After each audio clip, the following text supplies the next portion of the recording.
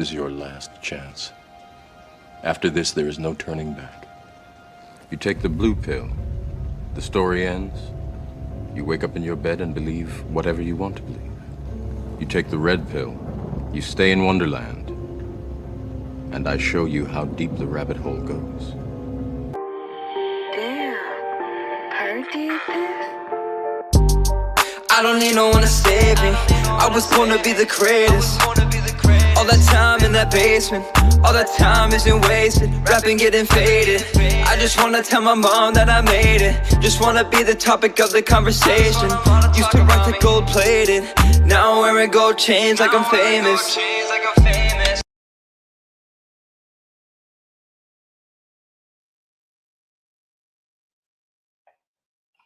What's going on? What's going on? Happy Tuesday, everybody. It's your guy, Kingzndreamz.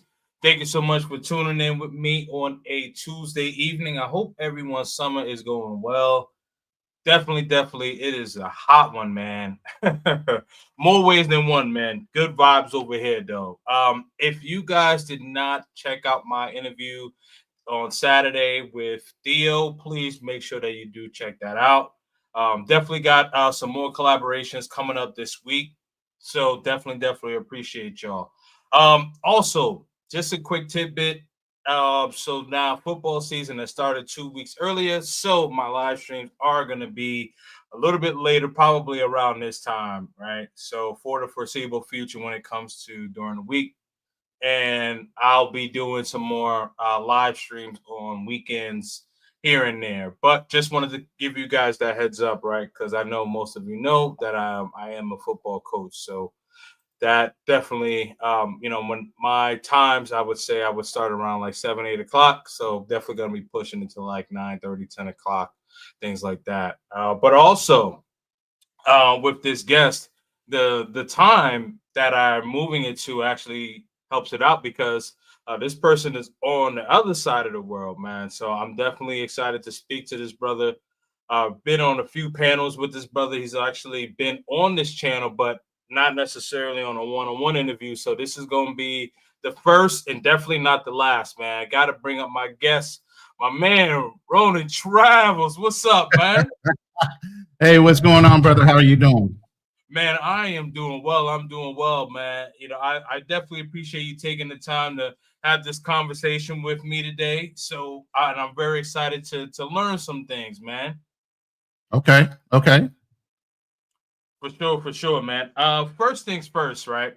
So, I know that you are a content creator, and I know that we have some people from your side that are tuning in. So we are dual streaming. So anyone Right. from my side, please make sure that you do a solid. Once my moderators come in here, make sure that you do drop Ronin's link and make sure that you do subscribe to his channel. And also, if you guys are watching from Ronin's side, make sure that you do subscribe to my channel. As you can see in Absolutely. front of the layout, Kingzndreamz on all layouts. So it's right there. You can't ask how to spell it. You see it right there in front of you. Oh man. So, anyways, man. So good vibes. I can tell by the lighting in there. It is in the morning, right? So you are 12 hours ahead. Is that correct? 12 hours ahead of the East Coast time. Yes. Okay. All right. All right. Exactly. Perfect. So then you work that out all the way over to the West Coast. So yeah. Oh, yeah. So that would be 13 hours. 13 hours. Yeah, Cheers. ahead of the I'm on West coffee time. You guys are on liquor time. You get what I'm saying?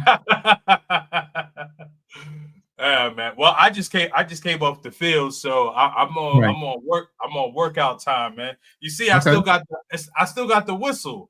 Look, you see, I still got the whistle, man. I'm a big football guy, so I like I told you off screen. Yeah.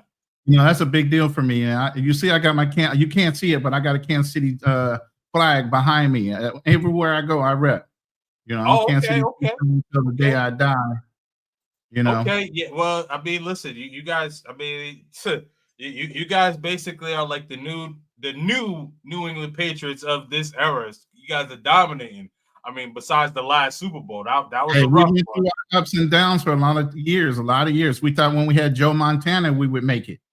You know, Yeah. we had some very talented guys, and we came super close a lot of years. And that's dating me. I used to have a Tony Gonzalez jersey. So I've been around in the game, and we took our lumps, and I stayed faithful no matter. I lived in California while I was in the Marine Corps and was still touting Kansas City Chiefs, and we were coming up like third or fourth in the Western Division. So, you know, hey, that's just one aspect. But if you don't mind, let me introduce myself to a lot of your people. Sure. Since they don't know me. You know, I appreciate you allowing me to come on your podcast, first of all, and having this conversation. For those that don't know me, I go by Ronin. And the reason I go by Ronin is because I'm a U.S. Marine veteran. And I served almost 8 years. I did Gulf War, Somalia, and several other missions. So, and that's the original Gulf War, not the secondary one they went back in for weapons of mass destruction. So, been 40 years in sales, business, finance, and insurance. You know, beside for those accolades, I'm a man that basically has walked through the fire and chosen freedom over fear. You know, and I've gone through my ups and downs from being in the military, having post PTSD, in other words, and gone through, you know, treatment for that, gone through therapy for that, and started reevaluating my life. You know, my philosophy is basically simple. You know, men must reclaim their time, protect their peace, and grow their resources. Those are the big things. If you get on any one of my podcasts, you see me on a panel, you know, you'll hear me saying that over and over and over again. Besides for, I'm a man of faith. So I believe in keeping your ethical and moral standards as you go through this world and leaving a positive footprint behind you instead of a negative one. And maybe that's from not only my upbringing as a Christian, but my upbringing through the military. Military has ethics and morals, and you're taught to conduct yourself a certain way, leave something better than the way you found it. You know, big thing in the military and government anyway is winning hearts and minds. You can't do that going overseas and causing a rift between the cultures and everything else. So that's a little bit about me, so people can kind of understand where my background is as we're talking, you know, why I'm coming off the way I'm maybe coming off to them. And I'm an older guy, so I'm 57. I have kids that are as old as 38. Oh, okay. So almost my age, because I'm 40. Yeah. So I've been around the block a few times. I got you. Okay, so let's start with the military. So what made you decide to join the military, and what branch were you in, if you don't mind? First of all, I didn't want to join. Okay. I kind of did it because I had to, because of, again, my background being Christian. High school sweetheart got pregnant. I was in college. My major was architecture. So you can already tell I'm a creative, out of the box thinker. I make things happen. I don't wait to fit into somebody's box, you know. But what happened was my high school sweetheart got pregnant. I tried to do the traditional value thing and drop out of college so I could be a provider for my kid that was coming on the way. And I went into the Marine Corps. And basically from there is how I started my life. Was I dropped out of and I had a guarantee. If I could have stayed in 4 years, I would, actually 5 to get your master's in architecture. And I already had a scholarship into the college I was in. So it was a huge decision for me to drop out of college and go in the Marine Corps. But that's the branch I went into, was the Marine Corps. Okay, perfect. And you said that you served 8 years, is that correct? Yeah. Okay. All right, perfect. All right. So now after the military, what's the next step for you? What was your next step after that? Bro, life keeps lifing. You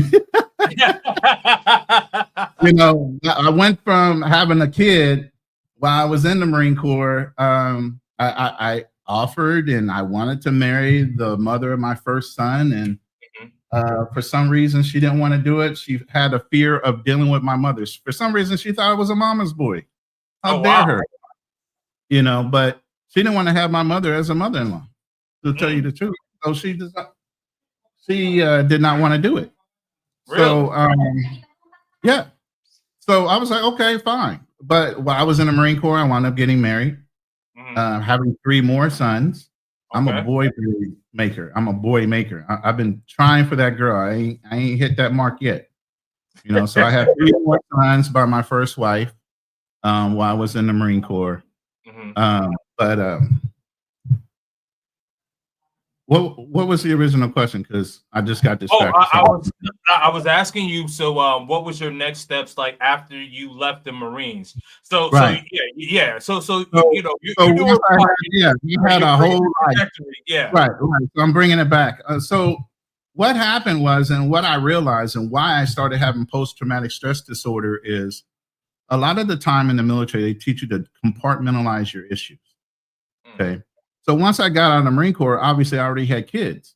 My next mission, instead of dealing with all my issues, was to go to work, provide for my kids, be successful, show them how to be young men in life, you know, by demonstrating being a protector, provider, a good father, and all these things. So I went right into what can I do? I was in technology while I was in the Marine Corps, communications and technology. I was running tech shops and stuff like that for computers, network infrastructure. So I could jump right into any kind of job I wanted. Got out and got into sales, which is the quickest way to make money was sales. Right. You know, so cars, worked at CompUSA, if you ever know what CompUSA was back in the day, or Computer City and all those. Right. Started being really successful at making sales. Then I got into corporate sales, government contracting sales within corporate America. And I started winning huge deals. I started winning deals with the county that were 5-year deals where anything the county needed technology-wise, I was providing it through that organization and that corporate America shop. So I had, if you look at CompUSA being a retailer, I had 7 retail locations that were working under my government contract. So I instantly went from working 1 location to working 7 locations, make sure nobody effed up my government contract deal I had with that county. And I had the 2 largest counties in California, Riverside and San Bernardino County, on my contracts. You know, went through that cycle, but military minded, I get bored, man. Every 3 to 5 years, if things become repetitious to me, I gotta fucking go. I gotta go. I just can't. I will blow a card because I'll see all the issues that are wrong. Remember, I'm an out of box thinker. Right. Hold on 1 second. Sure. All right. So while he's doing that, let me give a couple of shout outs. Shout out to Don, says good evening, good morning, everyone. Yep, absolutely. Good evening to me. Good morning to Ronin. Shout out to Ronin. Definitely make sure that you hit the like button. Oh, okay. Got the smooch from the missus. All right, definitely make sure that you hit the like button. She already leaves. She just wanted to find the keys. She didn't know where I put them. So okay, all right. So anyway, yeah. So okay. You want me to? Okay, yeah. No, go ahead. I'm sorry. Oh yeah, no, I was just gonna say shout out to Santika for the he says Tuesday night live. Let's go, and then go ahead, continue, brother. Yeah. So anyway, every 5 years, I would get tired of an organization or a company or whatever, depending on where I was on levels, and I picked up levels all the way up to executive level, management, and sales. So every 5 years, I would get bored. So I jumped from computers.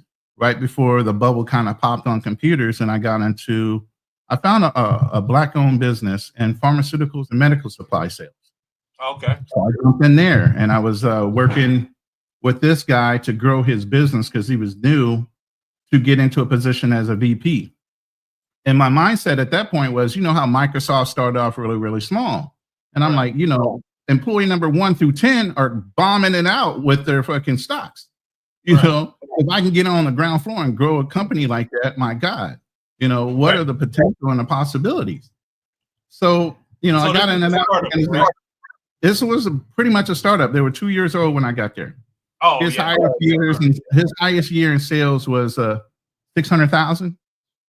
By the time I got there, and he was just focused on Band-Aids and gauze and stuff like that, basic stuff. Yeah, I had no idea about government contracting, any of that. So I got an organization thinking I'm going to take all the positives from all the corporate America jobs I had, and I'm going to apply it into this small company. And best case scenario, let's see what the performance is going to be. You know, hire, train salespeople, so on and so forth. So I did that. I got didn't know anything about medical supplies or pharmaceuticals. God honest truth. I knew about sales. I know about sales techniques. Been trained by Fortune 100 companies. I can apply that anywhere, right? Right. And that's the thing I try to tell people. People pay you a salary based on what you know, but they're going to leverage what you know in order to make a profit for their company. So if they're willing to pay you 6 figures, you actually are worth way more than that. You're underbidding yourself for that 6-figure salary. I encourage a lot of people to go independent. I encourage a lot of people to be their own bosses. Stop working for corporate America as quickly as possible. Take lessons learned and start applying it to a business that you can get in for yourself. That's the mentality I have. Why continue to offset your goals for somebody else's goals and start working towards your own goals and your own individuality as somebody that wants to be a provider 100%? Because at the end of the day, that shit can be turned off in a minute if you piss somebody off in that company. You control your own destiny when you own your own business. That's true. Absolutely.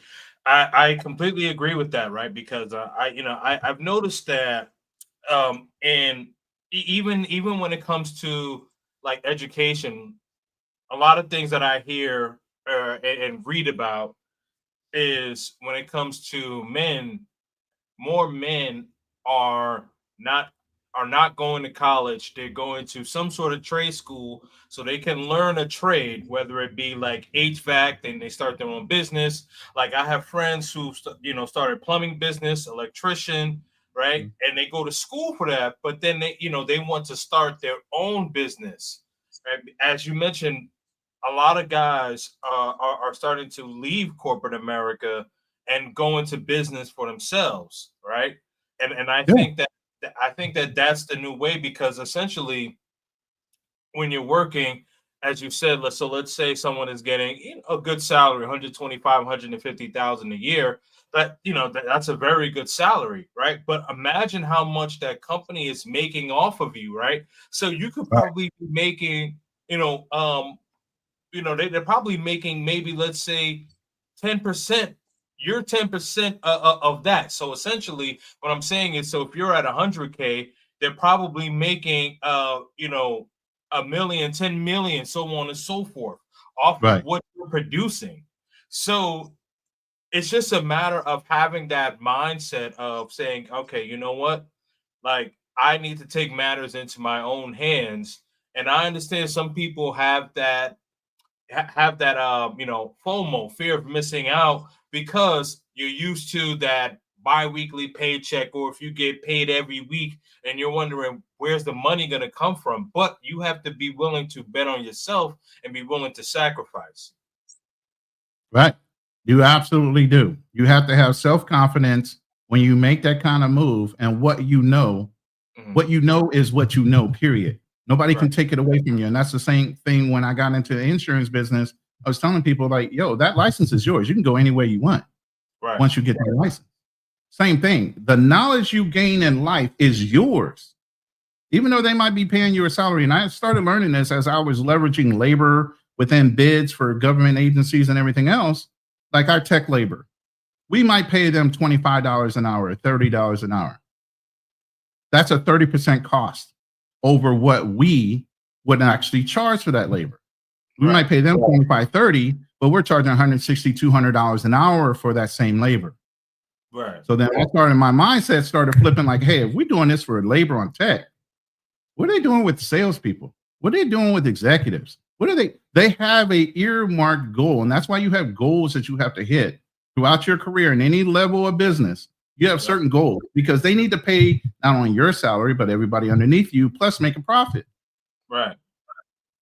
So at the end of the day, you're being leveraged, even though, hey, they're offering me 6 figures. Yeah. Well, they're maybe if you're being paid 100, they're looking at making 600K a year off of you. Oh, absolutely. Or $1 million plus off of you. And if you don't hit those goals, believe me, your ass is out of there. Oh, absolutely. Yes, for sure. Right. Yeah. Sales, and especially the higher up you go, right? Because the numbers matter. The numbers matter. Doesn't matter why you didn't reach your quota or what have you. If you don't make that quota, they're getting you out of there, and they know they can get someone else. And one thing that I had to learn about myself and being in corporate America for so many years, and I've had some wake up calls. I've had some really good jobs, really good salaries, and I'm thinking, hey, I'm not replaceable. No, you are replaceable. So, and I think that this is Absolutely. another reason why more and more men, which I'm excited about, are going into business for themselves because they're betting on themselves, right? I'll say this, and of course, you're a bit older than me, so I'm sure that you definitely have heard this, right? Because we have this stigma, you finish high school, college, you get this job, and you work in corporate America, family, white picket fence, all that, Mhm. all that shit, right? And the thing is, now I think like a lot of men are awoken awakened rather awakened due to the fact that they're saying, okay, after high school, I'm going to go to college for 4 years or 8 years depending on what I'm doing, right? So, and I'm going to build up all this debt, and I'm basically going to have to spend the rest of my life having to pay all of that debt back, right? Think And about what you just said there. Say it again, because that's a oh, gem. Say it yeah. again. So I was saying, guys are thinking, okay, I'm gonna go to college from 4 to 8 years and 10 years if you're gonna, be a doctor or things like that, right? And I'm sorry, no, 6 years, 6 years, yeah, 6 to 8 years. Sorry about that. But nonetheless, right, I'm going to school, accumulating all of this debt, and I'm pretty much going to have to work the rest of my life to pay that debt back. So why not go to HVAC school, go to plumbing school, or learn some sort of trade where as soon as I'm done that, I can start doing the work and I can start saving up enough money to build a business for myself. Right. Let me back that up with a story. Sure, go ahead. And it was interesting because I had a brother of mine. I call him my brother for real. I've known him for 30 plus years now. Mhm. He's been on my show a couple of times. But when I first got out, I was very rigid, Marine Corps rigid. Like you wouldn't get me to smile. I wouldn't be expressive. I was pretty much cut and dry. I still had that 1,000-mile stare. Right. So he saw that in me as a Air Force guy. He's like, look, he was in real estate at the time. And he said, look, I'm going to take you on some sales calls while I close some deals. If they bring somebody with them, find out 5 things about that person while I'm getting contracts signed, have a conversation with that person, right? And find out 5 things about him. So interesting enough, one time he went to go close the deal and I was just talking. The lady, I started off saying, so, got her name and everything, introduced myself. Say, hey, what do you do? She goes, well, I'm an instructor at a dental school. Why do you say it so matter of fact, like it's not a big deal? You're an instructor. That means you're a dentist. You have your doctorate in dentistry if you're instructing, right? She goes, yeah, absolutely. I have my doctorate, but that's nothing to brag about. I was like, what do you mean that's nothing? You got a doctorate in dentistry, man. You can make all kind of money, blah, blah, blah, blah, blah. She goes, Right. nothing to big deal. She goes, I'm almost $350,000 in debt. I'm married to a CFO of a technology company. He never went to college. He's not in debt. I'm $350,000 in debt. My husband still makes more than me. At that point, it was confirmation I was going down that right road. But the story is, how do you have a doctorate and you feel depressed, literally, because you're so much in debt? Yep. So just to say you got a degree in some things doesn't make you more successful than the next person.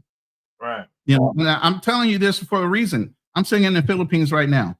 Most of the people that get jobs here in the Philippines, you got to have a college degree. But look at the local economy. Look how much less people make here. They barely make $400 a month. I'm living in a gated guarded community with doctors, lawyers, and other things that are living in this gated guarded community. And I'm probably making more in semi-retirement mode than most of the guys that are sitting here that are professionals in their country. Think about that. Yep. You know, so then I started, even with my own sons, as they started growing up, I say, look, try to go to college first. If you love something, just go for it. You know, but try to go to college first and get a degree, right? And if they fail out and say, Dad, this is just not for me. Okay, so find something you love to do. Find something that you're going to wake up every day with a smile on your face because you love it, and go do that. Just from your excitement of doing the job, the way you conversate about it, how excited you get about it, business will come. My son went and got his doctorate or his degree as a pastor. But as he grew up in the church, my oldest son I'm talking about, he did everything and he went to a church that was a televised church.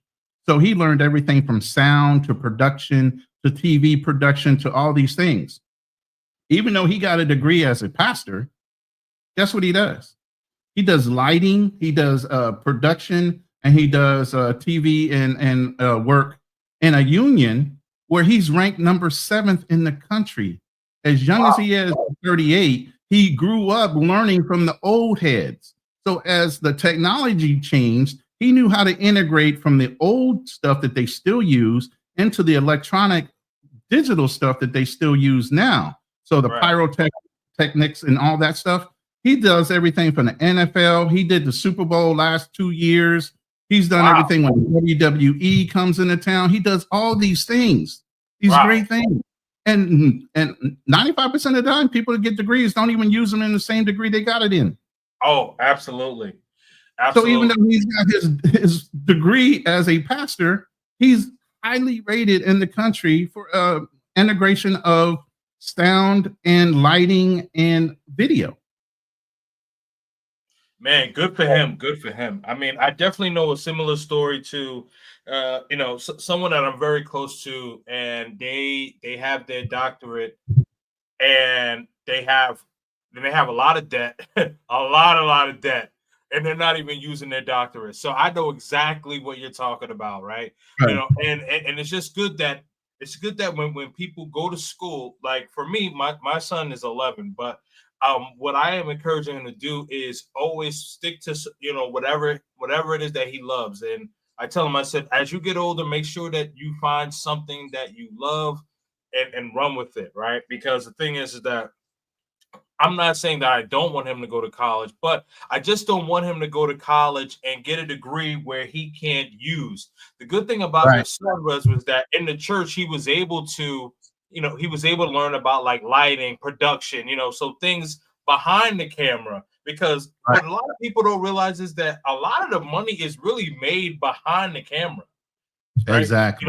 Yeah. I mean, don't get me wrong. You'll see, the Denzels and now the Michael B. Jordans or whatever. Yeah, they making money, but you got to think the people who are behind the camera.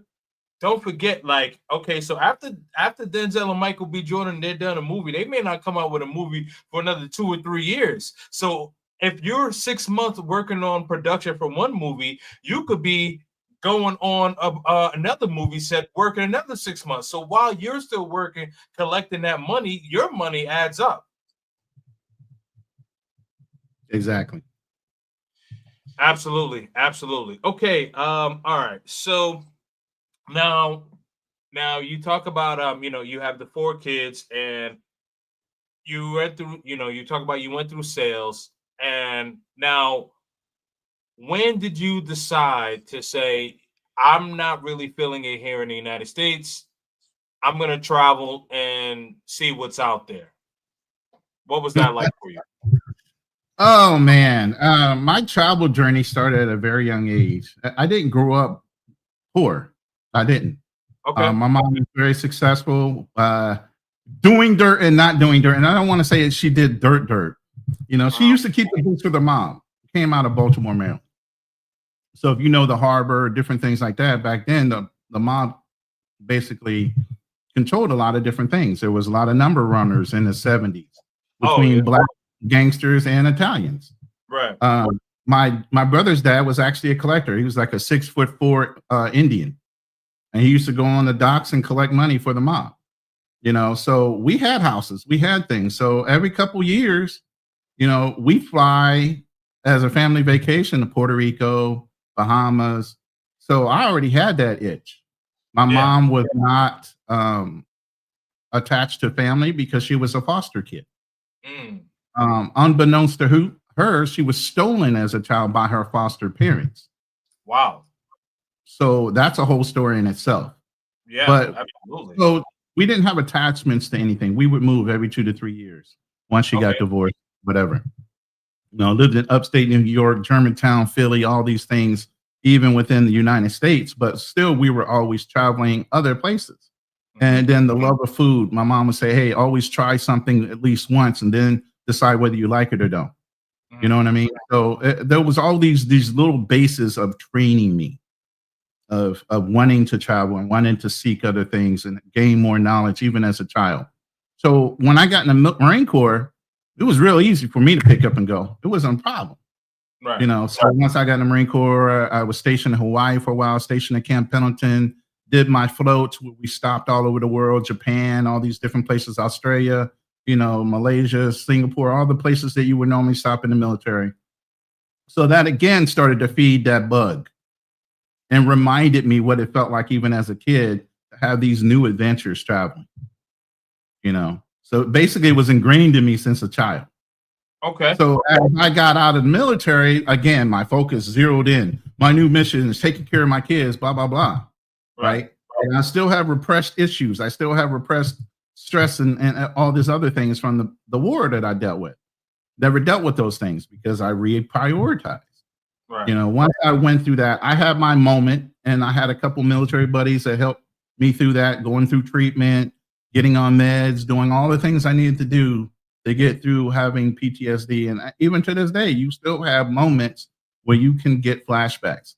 I have short attention spans sometimes where before, I'm telling you, I have legal pads. I'm a very good note taker. I could take a legal pad and look at it 5 years after the fact and recall the whole conversation. That's how good my mind was when I was on it. After I got hit with PTSD and these things started coming out of me, man, there's moments where I'll just blink out, and won't remember anything I was talking about. Wow. You would have to remind me where we are. So that's where you start noticing you're having these little traumatic episodes. They don't come out all at once. Right. Come out little by little. You start realizing you're losing a step here, or you're mentally not on it as much as you used to be on it. That's when you start figuring out, hey, there's something going on that's distracting me mentally. And then I started seeking help for that.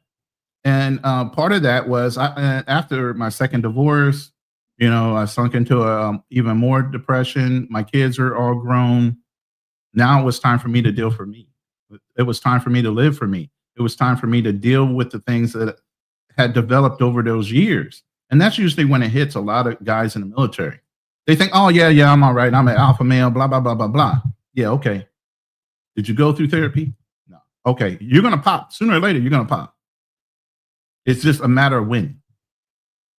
It's going to be a situation. It's going to be an empty nester situation. It's going to be something that's going to cause you to snap.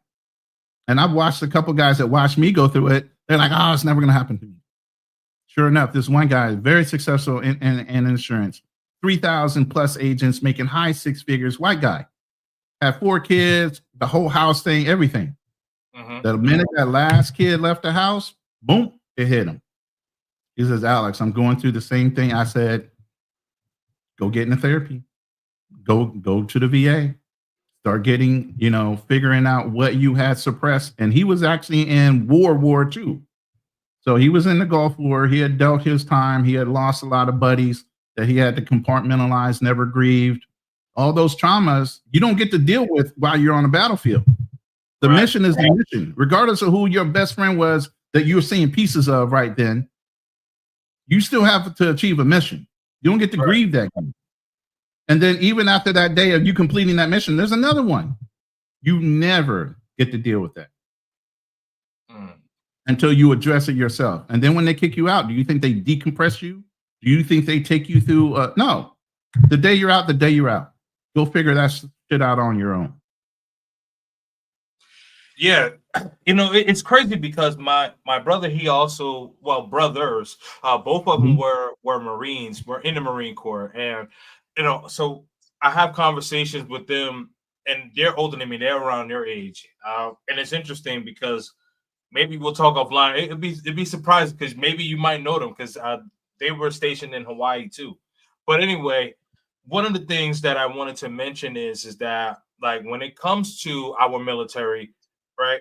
And as you said, once you're out, you're out. Like, it's very frustrating for me, even though I'm a civilian, but I have a lot of genuine love for the military. And I know that a lot of my subscribers, and I believe that's how you and I cross paths, is because a lot of the people who are either active or retired military are a big chunk of my subscribers and people who I've had private conversations with, i.e. my brothers. And we travel in the same circles. We're 3 degrees of separation between me, you, Black Man Travels, Fearless. We all have the same people that we all know. So yeah, we travel in a very tight circle. A lot of people don't understand.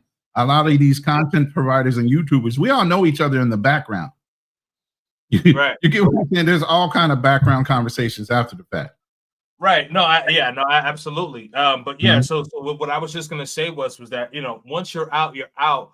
And and it's good that you were able to actually be there for your guy and say, hey, you know what, this is what I'm going through. Like, I'm successful on the outside. I have the white picket fence, I have the wife, I have the 4 kids, I've raised them to be productive in society. That's what fathers are supposed to do. Make sure that our kids are productive, as adults, right? And so once that last kid left, adult or whatever, let their wings fly, so to speak, it's like, oh, you know what? I have nothing else to focus on per se but myself.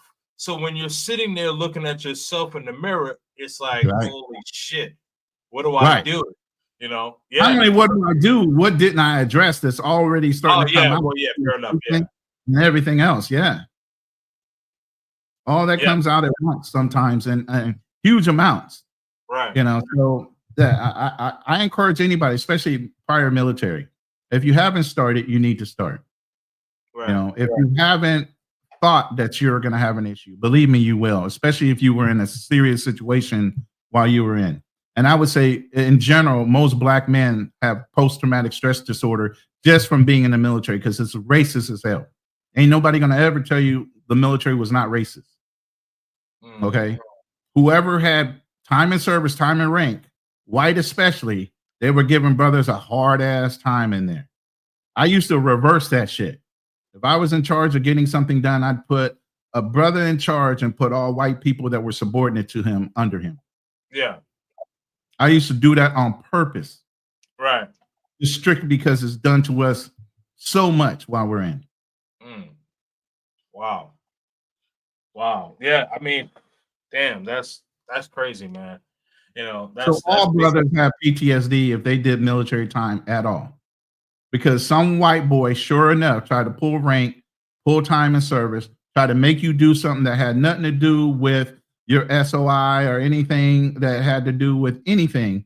He tried to make you do it strictly because he had a extra bar on his sleeve or collar.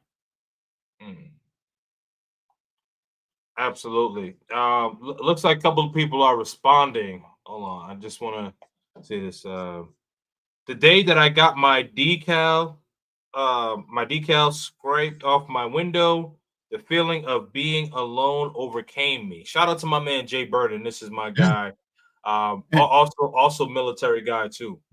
Yeah, and here's the thing, and that's a huge problem because while you're in, you grow in rank and service and all these things for prestige, honor, respect. You have command of men, real lives. You're commanding lives, equipment, missions that are benefiting the whole United States. You're being recognized for those things. The minute you get out, you're nobody. You're a regular old civilian. That's traumatizing in itself. You go from commanding men and lives and affecting things that are happening that the government wants you to do to, you depending on what you do, right after you get out, it's not like they're going to put you in charge of a whole bunch of things. You might have to go work at McDonald's while you're trying to figure it out if you don't already have a job ready. That's demeaning as best for a grown-ass man that has that mentality. It went through all the things he went through when he first gets out, having a hard time finding a job. Yeah. And then being put in a subordinate position after he was so used to managing all this type of hardware and men and lives, which is the biggest thing. Yeah, I was gonna say that, right? I mean, it's definitely demeaning. It would seem demeaning. And again, I don't have any military experience, so I just live vicariously through all of you guys and my brothers. But I mean, I know if I was in a situation, as you said, responsible for all of these men's lives, and then and then basically like, all right, so I'm reduced, no disrespect to anyone that works at fast food, but I'm reduced to somebody pulling up at the drive-through window saying, I need order number 33. What the fuck? I was just saving lives. No, but seriously, like, but that's the point. You're seeing it. Yes, that's it. That's it. It was just like, what the fuck? I was just saving lives like 5 months ago. You know what I mean? Yeah, it's right. It's crazy. And again, no disrespect to anyone who's working in fast food, but I try to say a little joke, but with some seriousness there, because it is such a shock factor just to see that, like, I'm in charge of people's lives. That's a big thing, people's lives, and then taking people's fast food orders. You know what I mean? Like, oh shit! Like now I'm just giving people double whoppers and all. Like, what the fuck? It's just crazy. What happened to me? What the fuck? Yeah, that's an ego buster in itself when you first get out. And sometimes that's what happens. I'm not saying that happens the majority of the time. Now they have programs where they're helping veterans already pre-plan job functions. They're helping in a lot more because a lot of us older guys are like, yo, what the hell? Y'all not giving us no kind of assistance. If you don't know, you just don't know. And a lot of these guys are getting out of MOSs where they don't know how to reapply some of the things that they learned while they were in. If you were SOI or something like that, School of Infantry, or if you're an artilleryman, certain things are hard to kind of carry over into the civilian life. Doesn't mean you're any less important. Hell, you were right up front. You're SOI, you're artilleryman, you right there on the battlefield. How much stress have you done? How much have you commanded with when it comes to men? How much did you train? You get what I'm saying? To do those things. Yeah, no. But then you're treated less than the minute you get out. Yeah, that's the one thing that I never, that I never understood and never liked at all, because I'm from New York City, and of course there's a lot of homeless. I mean, any big city, you see a lot of homeless people, and I would notice that like a lot of these homeless people, you may say, oh, this is just some crackhead or whatever. And then when you actually speak to these people, a lot of them were actually in the military, and unfortunately, they were just kind of left by the wayside, and they fell into drugs, alcoholism, what have you, right? But when you actually take a chance and listen to them, and some of them are just so far gone, like, you can't really have a coherent conversation with them. But like, you'll see sometimes you'll see dog tags still on them, and it's like, okay, so like, like this person served the country, so it's just really, really messed up just to see like how they treat military people like once you're out the service. Shout out to my man Kofa. He says 17 years. Facts, definitely, man. Thank you for your service, brother. Okay, I served during. I don't know what these acronyms mean, so you probably do know. I think it's Operation Enduring Freedom. I believe that's one of the operations he was in. If I'm getting the acronym right. Okay. I don't know the OEF one, but I do know the OIF. I think. Okay. All right. And then Jay says his PTSD didn't like surface until around 2017.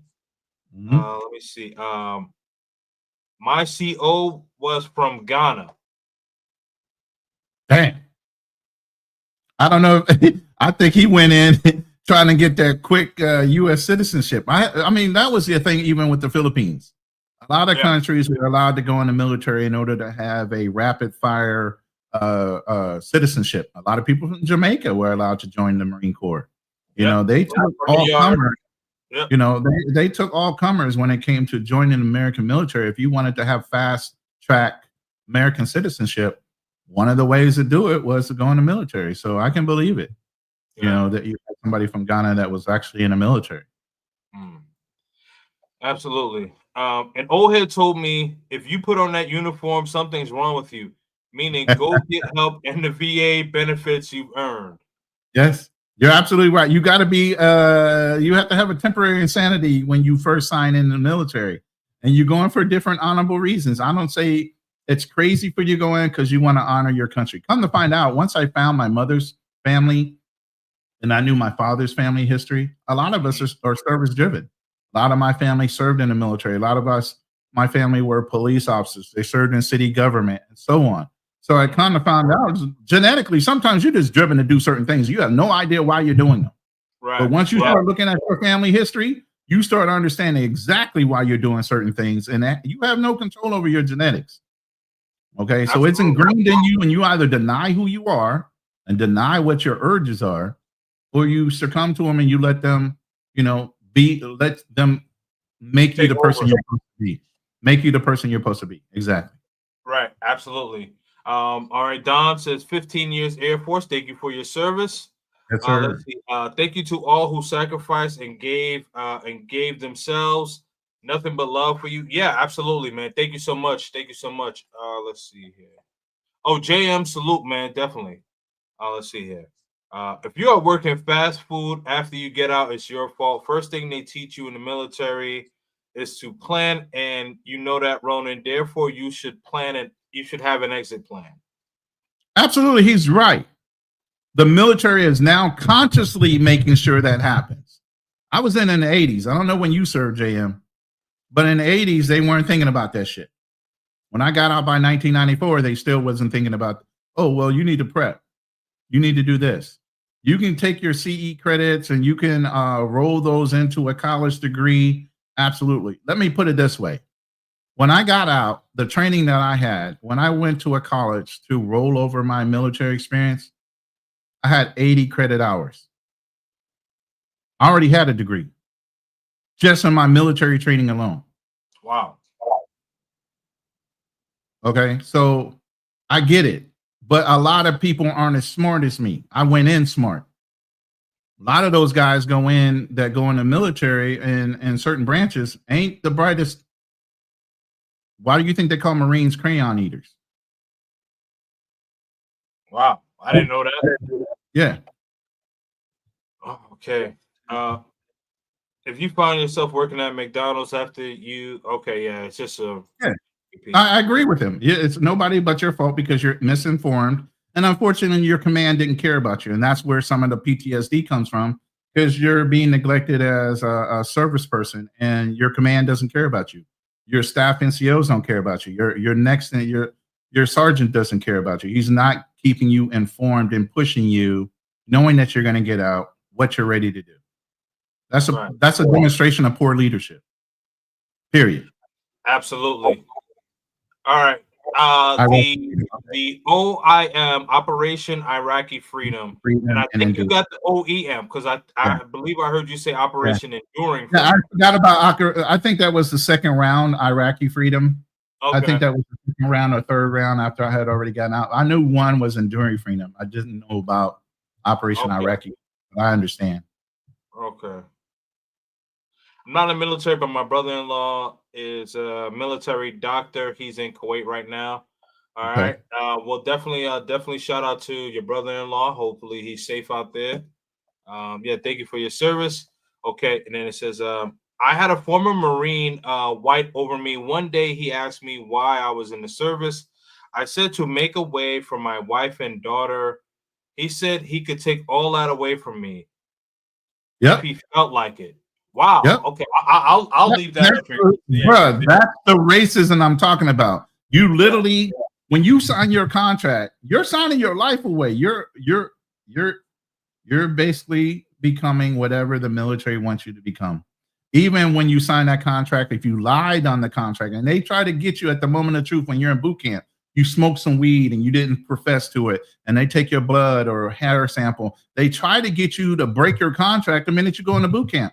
They play psychological mind games on you from the day you go in to the day you come out. Wow.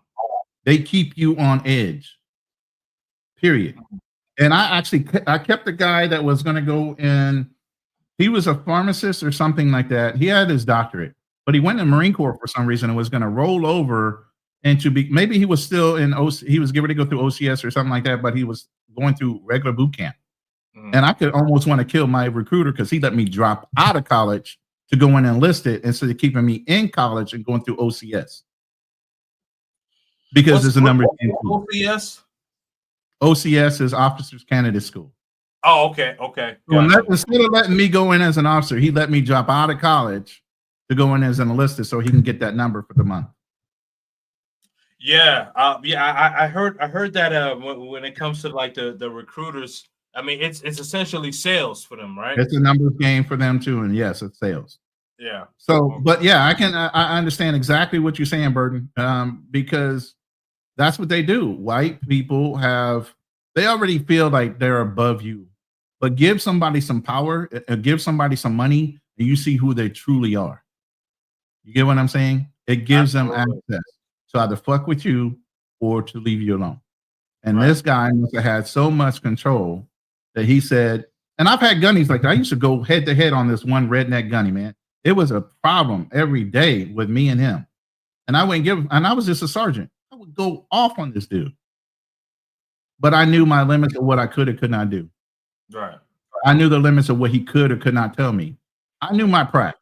I knew my standard operating procedures. I knew the rules of the game. If I was going to go in the military, I knew that I needed to read everything about rules, regulations, and everything else, because I would be damned if I get jacked up so bad in the military, they threw me in the brig. And when you go to jail in the military, you go on the Fed. It ain't no petty ass shit. You going to the Fed. I don't care what it is. You're still military.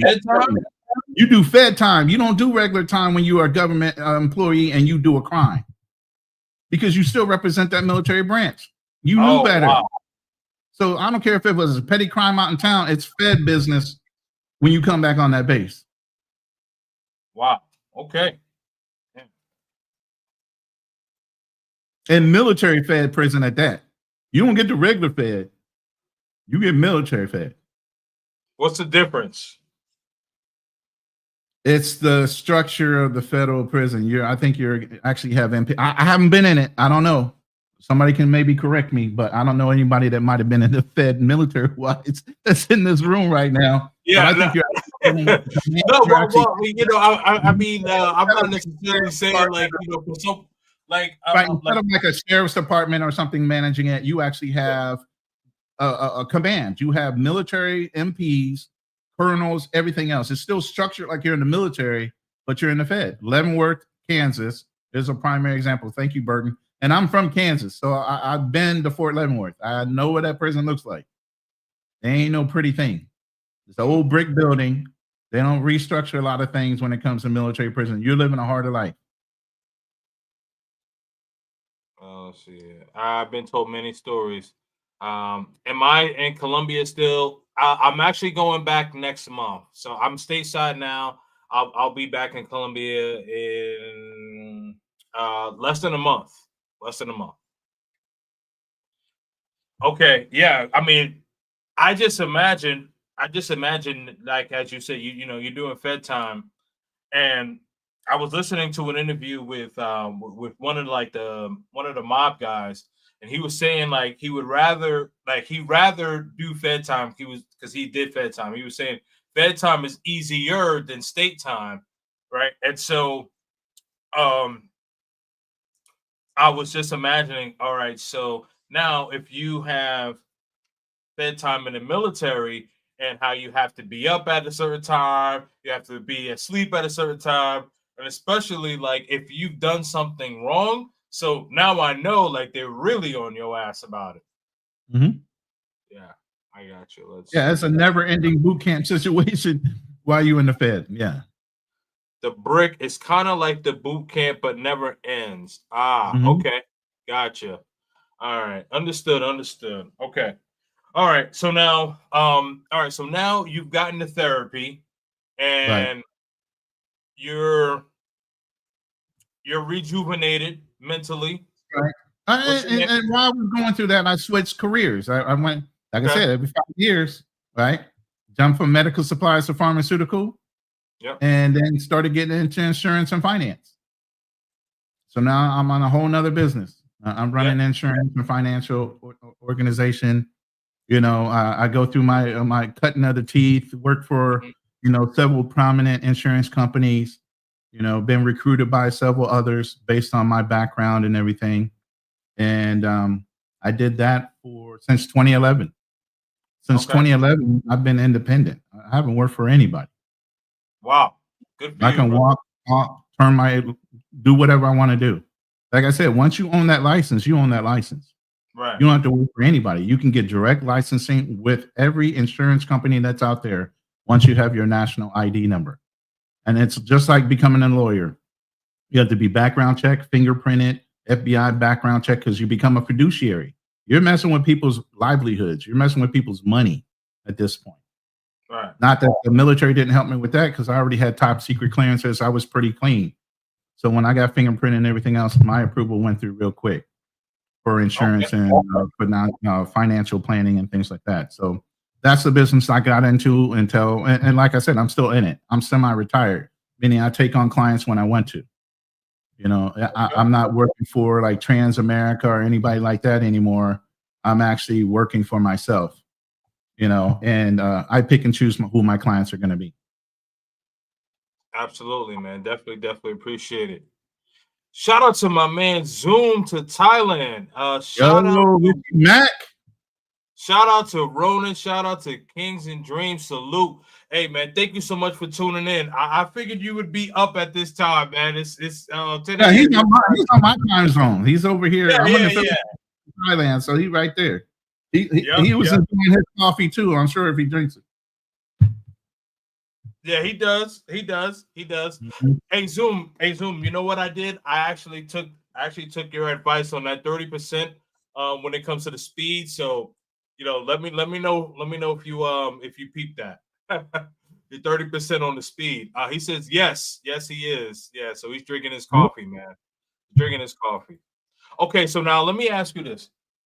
You do the therapy, you transition careers, and I know that you said that you've been traveling since you've been traveling since you were young, right? And so the thing is that I've also been 2 years old. and I've been traveling since I was 3 years old. Good. So I get it. Now, my question to you, adult Alex, where did you start traveling and say, okay, you know what? I think this is a place where I could actually see myself living here and not coming back to the United States? The first place, man. The first place was here. The Philippines was first. Okay. But I gotta tell you, the place I really, really loved, and I said in my mind years ago, if I had to leave the United States, but I wanted everything that the United States had, the one place I kept on thinking of that I had been to up to this point, and I've been to Hong Kong, all these other places, Australia. Went to the Perth side of Australia, loved it. People are friendly, and when I went, it was in the 80s. And it seemed like we had the technology. They had the technology of the 80s, but they still had the mindset of the 1950s in Australia at the time. And I mean, it was kind of like Leave It to Beaver neighborhood type shit where you could leave your door open. You wouldn't have to worry about a crime being committed. Really? Yeah. And the people were so friendly. Like I said, it was one of the places that if I left the United States and never had to go back, that's probably the country I could go to. I hadn't been to New Zealand, but I still have an option. I want to go to New Zealand just to figure out how New Zealand looks compared to Perth. But Australia was one of the best places and the best time. And let you guys know, you hear that accent the Australians have, right? Americans to them have an accent. And just like that accent turns you on to hear them talk the way they talk, your accent turns these chicks on and they love you. They love American men anyway, because there was a thing When you got off ship in America from an American ship, they had adopt the sailor, adopt the Marine. You normally would be in port for about a week, week and a half. And it was an all liberty port, meaning you didn't have to come back to the ship at all. You could just stay out in town because the country was trustworthy. So when we pulled in, it was a week, week and a half long stay. And you didn't have to come back to do any kind of duties, nothing like that. So they would have these programs. But the idea behind the program was kind of show you the culture of the country and all these other things. There's a secondary opportunity, but a lot of these wealthy Australian men wanted their daughters to marry American men because the Australian men were considered too rough. And they didn't want their daughters marrying Australian men. So they would adopt these Marines and sailors, trying to opt them into trying to marry their daughters. Really? Yeah. And a lot of these guys took them up on it because these women are fine. Oh, yeah. And they're very submissive. They were very feminine. They weren't modernized back then. So, you know, about the 80s, early 90s, women were still feminine. They still did the things. They still respected. And these older men trained their daughters to be wives. Yeah. They just didn't want their daughters to marry Australian men. And they were very welcoming because American men are known to be more romantic, more patient, more kind, and all these other things. We have a great reputation nationwide. Now you can let these pookies ruin it. You get what I'm saying? But at the end of the day, we started off with that reputation. Like I told you, veterans are always taught, win hearts and minds, leave a great impression, not a bad impression. Right. Absolutely. So we were continuing to work. We were continuing to do the work. You know? Absolutely. And it's interesting that you mentioned that, right? Because I haven't been to Australia yet, but I've had some Australian interactions, right? And so the thing is, as you have mentioned, like I get a lot of feedback as far as with the Australian guys kind of being like rough, and a lot of them kind of have like some sort of substance abuse problem. Not saying a lot of Australian guys do, but it seems to be, at least the women that I've interacted with, it's usually like when the guy's inebriated, it goes into Hulk mode, right? And it's like, okay, the American guys are a bit more calm, they're more chill, and then especially when it comes to the melanin guys, I always hear like, oh, you guys have some sort of swagger, and I forgot what they call it in Australia. They call it something, and I forgot this word. It's Australian slang, but nonetheless, it's essentially like swagger, right? And so it's just really cool that you mentioned that, and I've noticed that even in Latin America, I always hear that as well, right? Because a lot of people know I'm like the Colombian guy. I hear that speaking with Colombian women or Brazilian women or so Right. on and so forth. Like I hear that, especially about brothers. They always say like, you know, we're not just like machismo. They would say machismo is like just like this butch and Right. yeah, We like, have the machismo, but we're very calm about it. We won't let it out until we have to kind of like put our foot down. For yeah, the men that absolutely. are real, for the men that are real men, I'm saying. Yes, You know, absolutely right. Yeah. We'll be kind to a point. You push us to that limit, whatever that limit is, and then all of a sudden, all the machismo in the world comes out of us. We're kind to a point. Right. Yeah. Absolutely. Yeah. I think sorry, you make me laugh about that. But no, but I think that as you mentioned, like there is that nice balance, right? Like it's like being in control of yourself. And I think that some of the men that they interact with, like they kind of just fly off the handle, and men who conduct themselves as men, like we're cool, we're level-headed, and if we're not going to stand for something, we're quick to let you know, but we're not just going to just fly off the handle or put hands on you and things like that. Like to me, for men of men, we feel like that's not necessary, right? Because you can express yourself without having to go off the deep end, so to speak. What's the word they use now? Emotional intelligence. Mm-hmm. Emotional intelligence, correct. Yeah, so that's the country I would have considered going to before the Philippines, but as I started doing the research and as I started preparing myself to want to travel and live out of the country, Philippines kept on coming back. Philippines kept on coming back. And then you saw the young lady that just came and gave me a little smooch before she left the house. She won me over to coming here first. So we'll see. Okay, perfect. Really quick before we go back into the Philippines. So Australia, New Zealand, there are laws that are somewhat similar to the United States. Just asking. Yes.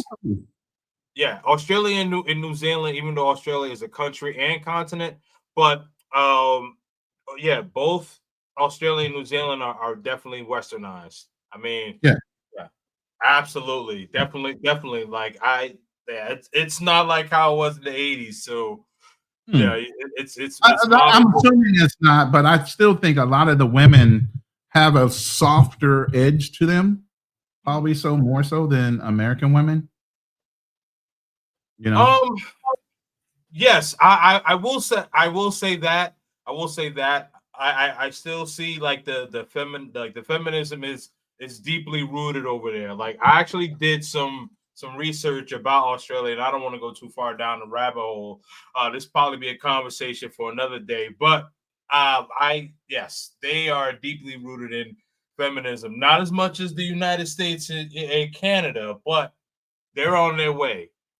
Let me see here. Australia is just another westernized country now, part of the Charlie Foxtrot that is modern feminist society. Okay. Oh man, that is funny. Okay. I mean, like I said, I haven't been there since the 90s, so I couldn't tell you. Oh, okay. That was one of the countries, like I said, then that if you asked me what other country I would want to live in, aside from the Philippines, it was Australia. Gotcha. And so what made you choose the Philippines? Besides for the Asian culture and the femininity of the women, the belief of the Catholic religion is still deeply rooted in this country. A marriage is considered a marriage here. Matter of fact, it's still not a law that you can get divorced in the Philippines. You can only get an annulment. And an annulment might take you up to 4 years, and the judge can still turn around and tell you no. That's why you have a lot of married individuals that are here, single moms that might have been married. They have a whole process before you can get married in the Philippines. You got to go and get a Cinemar. A Cinemar is to verify that that woman that you're dealing with ain't prior married and has either gotten an annulment from their first husband. A lot of these women be perpetrating, so you got to be careful.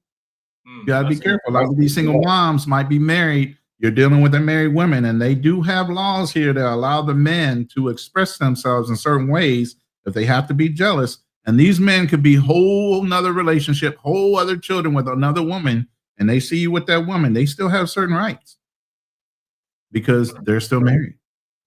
Wow.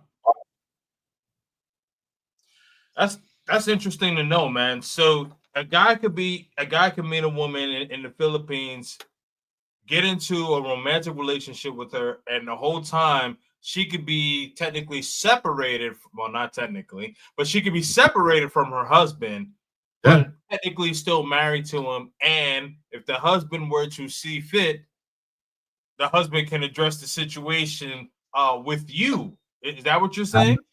Absolutely. Wow. Absolutely. Now, and here's the tricky part. Say I decided to get married to a Filipino. I could go back to the United States, even if she doesn't have her citizenship. I can file for divorce showing them I got married in the Philippines. I could actually officially be divorced as far as American law is once I file in America. If I don't refile that divorce decree in the Philippines, she's still technically married while I'm divorced.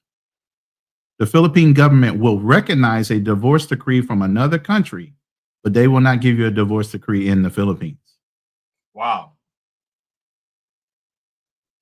Yeah. That's good to know, man. I really did not know that. I did not know that. Hey, if you're going to play the game, you got to know the rules, brother. You go into a country, you better do your research in depth. What are the laws? Oh, I mean, don't get me wrong. Remember, I said, hey, Remember when I said I was in the military, I knew all my regulations were, I knew all my SOPs, I knew everything I needed to know about dealing with the military.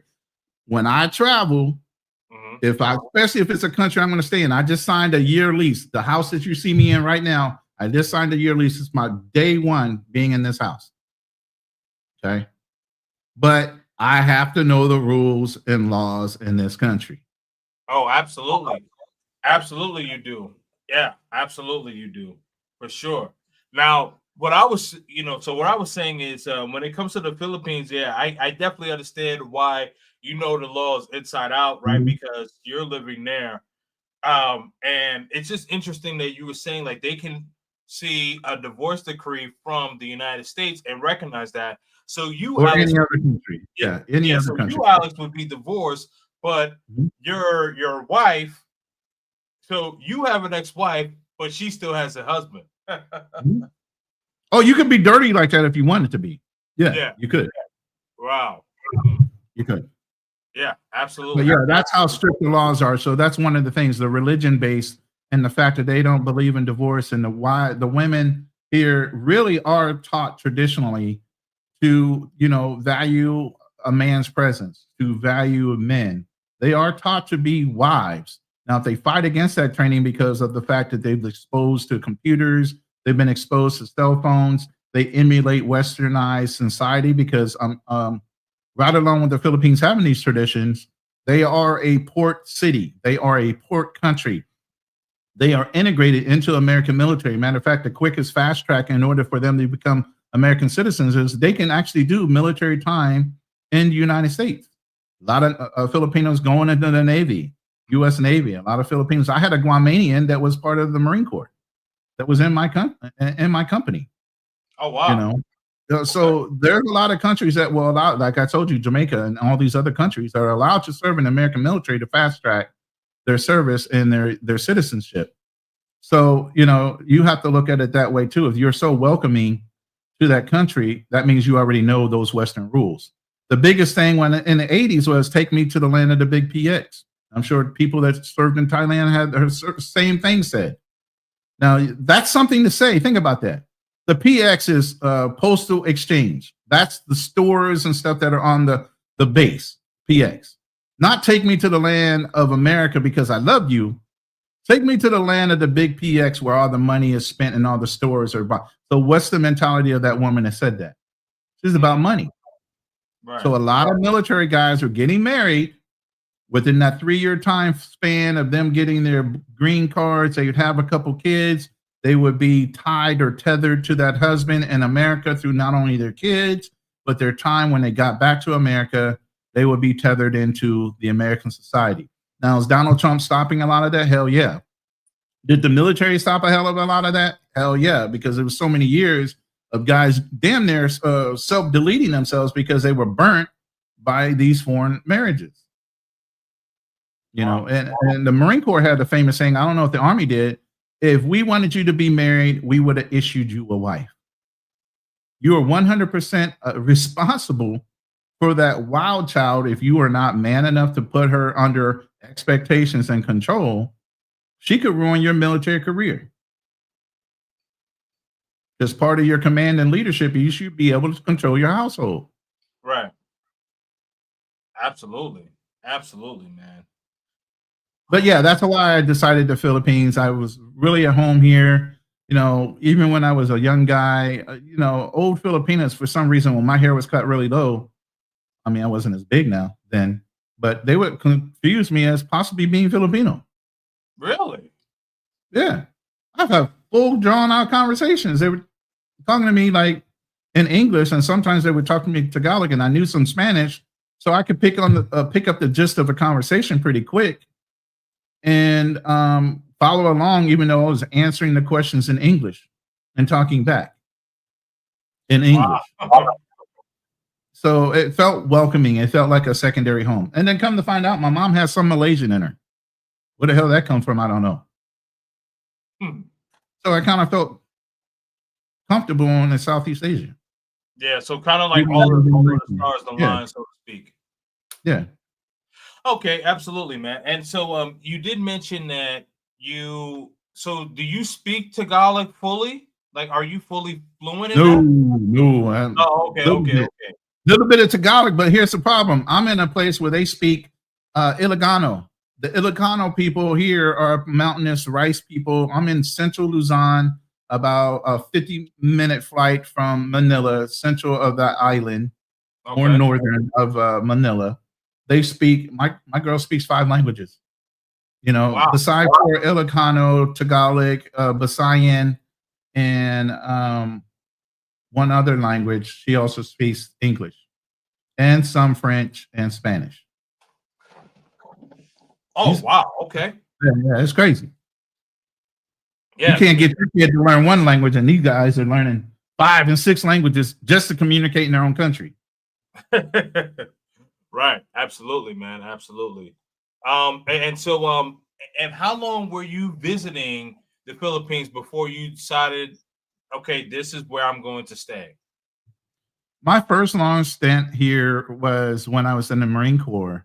Hmm. And during the Gulf War, because the Philippines was the closest base that you could go to and kind of camp out, when Saddam went into Kuwait, I was in Hong Kong. We were already on ship. And the military and the Marine Corps, you call them ARGs, a group of 5 ships, and we do what they call a Westpac from the easy. We sail out of California, and we do a whole Westpac. We're supposed to be doing different little missions and ops with South Korea, Philippines, and other places as we're going along, patrolling. We're basically on patrol for 6 months with the Navy. And anything pops up, and what our units were called SOC, Special Operations Capable. We had Force Recon, Navy SEALs. Marine Corps basically is under the command of the president for 30 days. We can go anywhere in the world. The president deems he wants to know information for 30 days without committing a wartime type of situation. On the 31st day, if we don't pull out, it's considered war. But we'll go anywhere in the world, period. And we'll drop ship. We can support ourselves for 30 days anywhere in the world. So we were already in Hong Kong.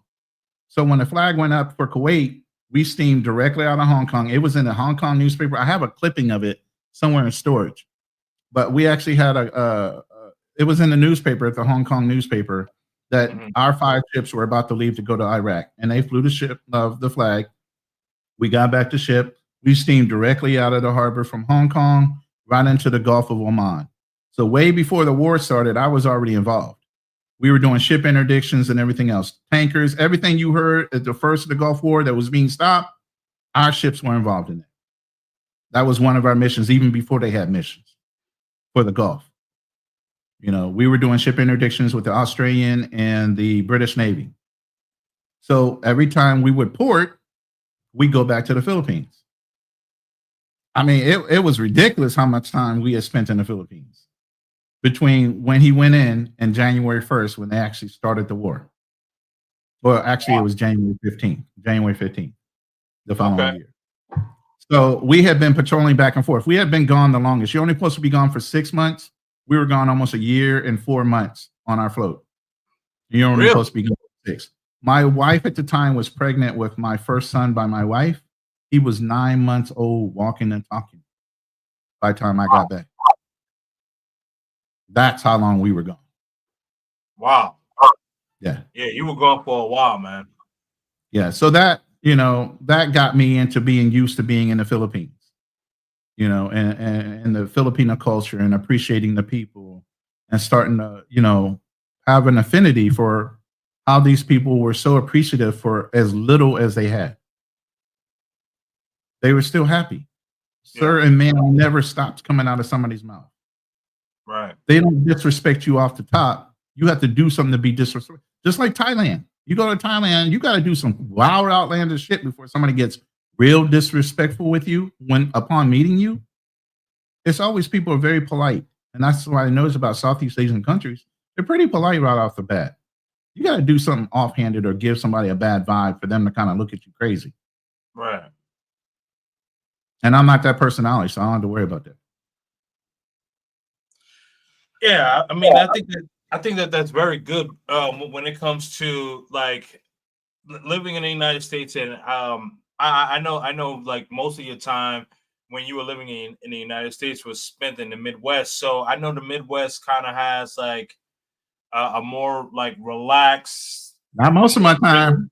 Not most of my time. Most of my time. Man, I spent 30. You did. I heard 32 years in California. No, 32 years in California, bro. I went from Baltimore, Maryland, upstate New York, Fredonia, New York, to All right. To Kansas. But once I joined the Marine Corps, I spent 30 plus years in California. Oh, okay. So yeah. So you know what? Scratch that. Okay. So yeah. So you see. Okay. So yeah. You definitely see like people kind of doing the mean mug and all that. In my good-looking days, they were trying to get me as extra on different shows. I was invited on a couple different shows. I just never chose to do it. Really? Yeah, I loved it. I mean, I love the culture. I love it was just getting too expensive to stay in California. Oh, yeah. It's getting way too expensive. Absolutely, yeah. I love the sun in the sun, but guess what? You can get it for way cheaper in Texas than you can in California. Yeah, California, I mean, it's definitely one of those places I like to visit, but I will never live in California, man. Never. There's a lot of, and Richie, I'll tell you, there's a lot of Californians that never left the state. They got so much to do in California, they never left. They never had the desire to. You want to go play in the snow? Go up to Big Bear. You know? Oh, yeah. You want to go to the desert? Go out to 29 Palms, go out to Palm Springs. Want to go to the beach? There's plenty of those too.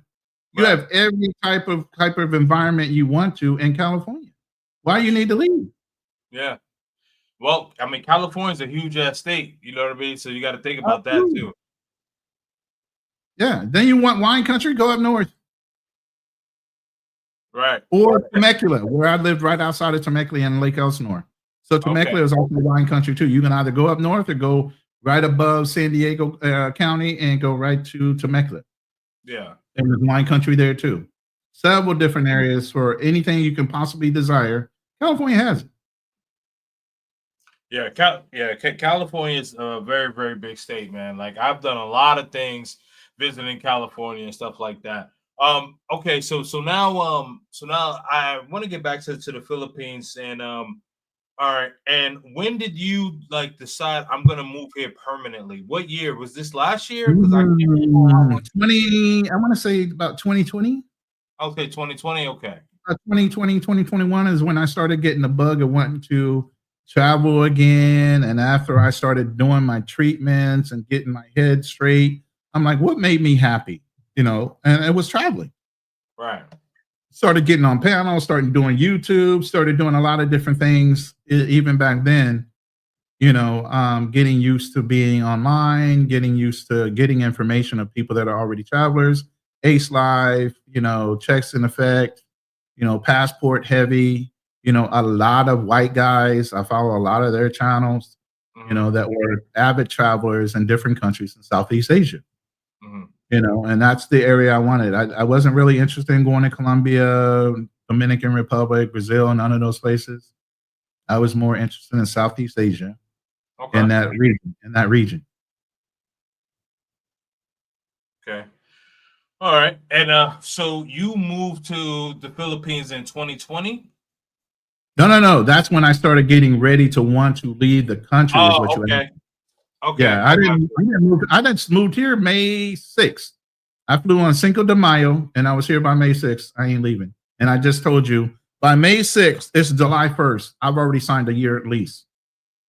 Yeah, good. I'm already on my third renewal for my visa, my second renewal on my visa. I'm getting my ACRI card next month. It's already paid for. And I'm looking at my SRRV. There's a special residency visa that you can get as a military veteran. Again, Philippines really appreciates American veterans. And if you're over 50 plus years, you can do that for very, very cheap, way cheaper than Thailand. You only have to have, as a military veteran, $1,500 in a Filipino bank and a consistent paycheck. That's it. Those are your only two requirements. Wow. That's over 50 now. Man. If you're younger than 50 and a veteran, there's some other things that come with it. A little more money. But if you're over 50 and a veteran, that's the requirement. That's good, man. That's good. You know, and I can understand why a lot of veterans are going to not just the Philippines, but also I have veterans that are going to Thailand too. But what I've noticed is like more and more veterans are going to the Philippines. Like they'll chill out in Thailand, right? But where they want to buy property is in the Philippines.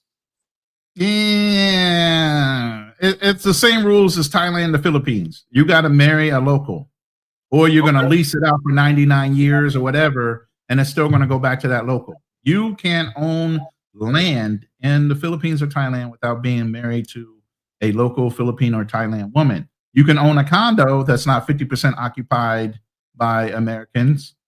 You can still do that in Philippines just like you can do in Thailand. But nothing more than a condo can you own individually. Even if you incorporate, the incorporation still has to have a Filipino or a Thai person involved in it when you come to land ownership. I wish America would do that more so, but we don't. They really value their land. I think even Hawaii, they have some stipulations on how much land you can buy in Hawaii as an American, if you're a non-American. The big thing is, I wanted to clarify what Burton said. The SRRV. There are different levels to the SRRV. The lowest level, like I said, that you have to be over 50. You can still get an SRRV as a younger individual. It's just the rules are going to be a little more different. You're going to have to put up a little more money before you can get the SRRV. Where did he say that? I'm looking for it. It's like the third comment down from the bottom. That one. Yeah. Oh, okay. Gotcha. Yeah. All right. All right. So hold on. I missed a couple of these. Let's see. Oh, we saw that one.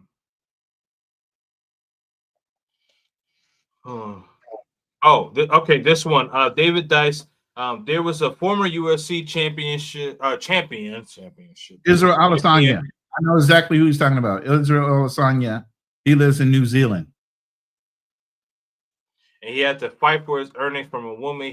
And wasn't even married to her. She was just his girlfriend. I heard about that situation, and I follow UFC fam. I call David Dice fam, but Israel Adesanya was a Nigerian Australian resident, had a Australian girlfriend of white descent, obviously. Mm-hmm. And after they broke up, she kind of tried to say that she contributed to his success as a UFC fighter. Like she got in the ring with him, and she deserved a portion of his earnings since the time they were together. And I think they were together not that long of a time, maybe 2 to 5 years. Now, in the meantime, Israel Adesanya, I think he defaults a lot of his paycheck into his mother's care. So he's smart. His mother has brought real estate. Yeah. His mother has brought in real estate. They've built developments and buildings and all these other things through their developmental company, but his mother has the full resources available to her, where he maybe gets a stipend out of that or whatever he wants, he can possibly get through that corporation. But she literally tried to sue him. He's absolutely right. She literally tried to sue him for half his earnings while they were together. Yeah, I believe I heard about that. And I believe that there was another situation, and I think this guy was a soccer player where the woman tried to get his money. The same thing. Yeah, but he had all of his money in his mom's account. Mom's name. I think more and more athletes and entertainers are gonna start doing that, right? Mm-hmm. Because the thing is, like, they could try to sue you. You can say, "Hey, listen, I'm broke. I have no money. My people have money. Hey, let me warn you. If you do this, and this is my financial advice, you better have a mother you deeply know that she'll never go off on you. She will never betray you. You better have such a trusting mother relationship with your mom if you want to do that. Because I know a lot of ratchet ass mothers, when they got their sons and daughters might have got famous and made a lot of money, will try to bleed the hell out of them with the whole sympathy. I'm your mother. So Yeah, you better so yeah, have this that great gotta be relationship yeah, with this her. gotta be a parent who you know is 10 toes down. 10 Right. toes. Don't do it Absolutely. off the whim of, oh, this is a good idea. Nah, I'm gonna tell you right now, I'm about to stop you and do the financial planning thing. Don't do that. Right. Don't do that unless you got some kind of contract that's airtight. If something defaults and she does something you don't like, you can immediately remove her off of all your resources and assets. Absolutely. Style King says, "What up, Kings? Hey, what's What up, going bro? on?" All right. Filipinas were definitely brought up to be wives. However, that Tampo. Tampo is some BS. What's Tampo? Tampo is now you know it's some shit when a Filipino's attitude for a female has a whole word for it. It's basically a temper tantrum. And it's Oh, so okay. famous that they actually have a word for it called tampo. When a Filipino woman gets upset with you, it's called tampo. And they could Okay. last a few hours to a few days. They don't want to talk. You get what I'm saying? Yeah. Yeah. Yeah. I was speaking. I was speaking with Jay. I was speaking with Jay offline, and essentially he just reiterated exactly what you said. So, like Mhm. their attitude or tempo, if you will, can last for a day, few hours. It can last for a Mhm. few weeks. But he also did say that even if they're mad at you, they are still going to do their womanly duties. My girl just brought me a drink. We just had a conversation this morning, bro, that she didn't like. She still brought me an ice water. And Yeah. you saw before she left, what did she do? Oh, she gave you a kiss. Yes. So yeah, you can be in tampo mode all you want, but they're going to still respect their men. They're still going to do the things that their men expect them to do, and they could be mad as F at you all at the same time. Huh. That's good to know. That's good to know. You know. But that's the ones that actually love you. You can see Oh, some yeah. ones that are tampo, they don't give a fuck. They don't care if you on fire. At that point, when they're on tampo, they wouldn't spit on you. Yeah, no, yeah. We're talking about quality women here. So yeah, Exactly. Know the difference. There is a difference now. Quality Right. woman, quality woman. Because the thing is that like what I always tell guys is that like if this is the woman for you, if even if after you get her upset and Right. she still treats you with respect, right? Because like if you get a woman upset and like she's like, oh well, fuck you, you punk, blah blah blah, and she said all this, no, that's not the woman for you. Now, of course, right? We're all human. We're gonna say some things that we're not gonna like all the time, especially dealing with men and women. Women tend to deal with their emotions a bit more, right? Men, Right. we're very straightforward, and sometimes like we'll say things just not I would say rigid, but that's just how it is. And we'll just say it plain, and it could come off to a woman sounding very insensitive. So they may be going through whatever that particular day, and it may hit harder. So nonetheless, they may say, "Oh, well, my feelings are hurt or whatever." But if that woman is still treating you with the level of respect, then okay, you can say, "All right, this is a good quality woman here." Right. Or a potential to be a good quality woman. The Exactly. And that's garlic why is easy to pick up if you we're still vetting. We're still vetting. We're still vetting until we do what? Put a ring on it and marry her. Even after you put a ring on it, you're still vetting. You're still testing. absolutely. Absolutely. You definitely got to be vetting. You know what I mean? The vetting process takes years, months to years. So this isn't something where, okay, you guys went on a few dates and she seems feminine and great, and you just jump out the window. No, sir. No, you need to take your time. You have to always continue vetting. Always continue vetting. Yeah. Let's see. Oh, okay. So Tagalog is easy to pick up if you know enough Spanish. Cool. All right. New England Patriot. Man, bro, you gotta change your name, man. I hate Leave the that brother alone. Patriot. That's my guy. That's my guy. Oh, no, I think I've known him before you. I know who he is. That's Hey, my dude hey, too, they man. had their time, and sometimes you got to ride. Like I said, I've been a ride or die Kansas City Chiefs fan way when I was in enemy territory, and we were doing bad. But you Yeah. look at the Raiders, man. I don't think they'll ever get back up.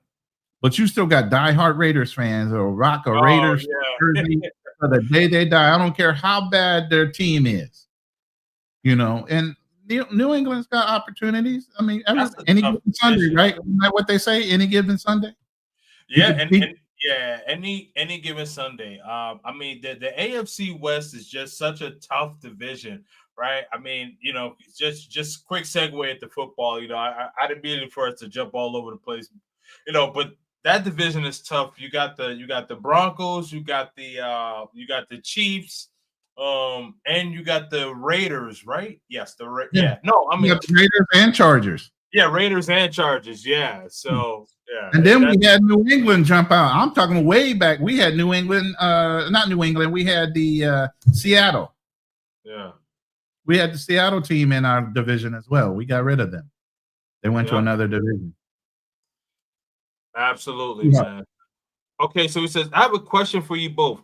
Do you sometimes have the itch to explore new places that you've never been to before to see if there's something better?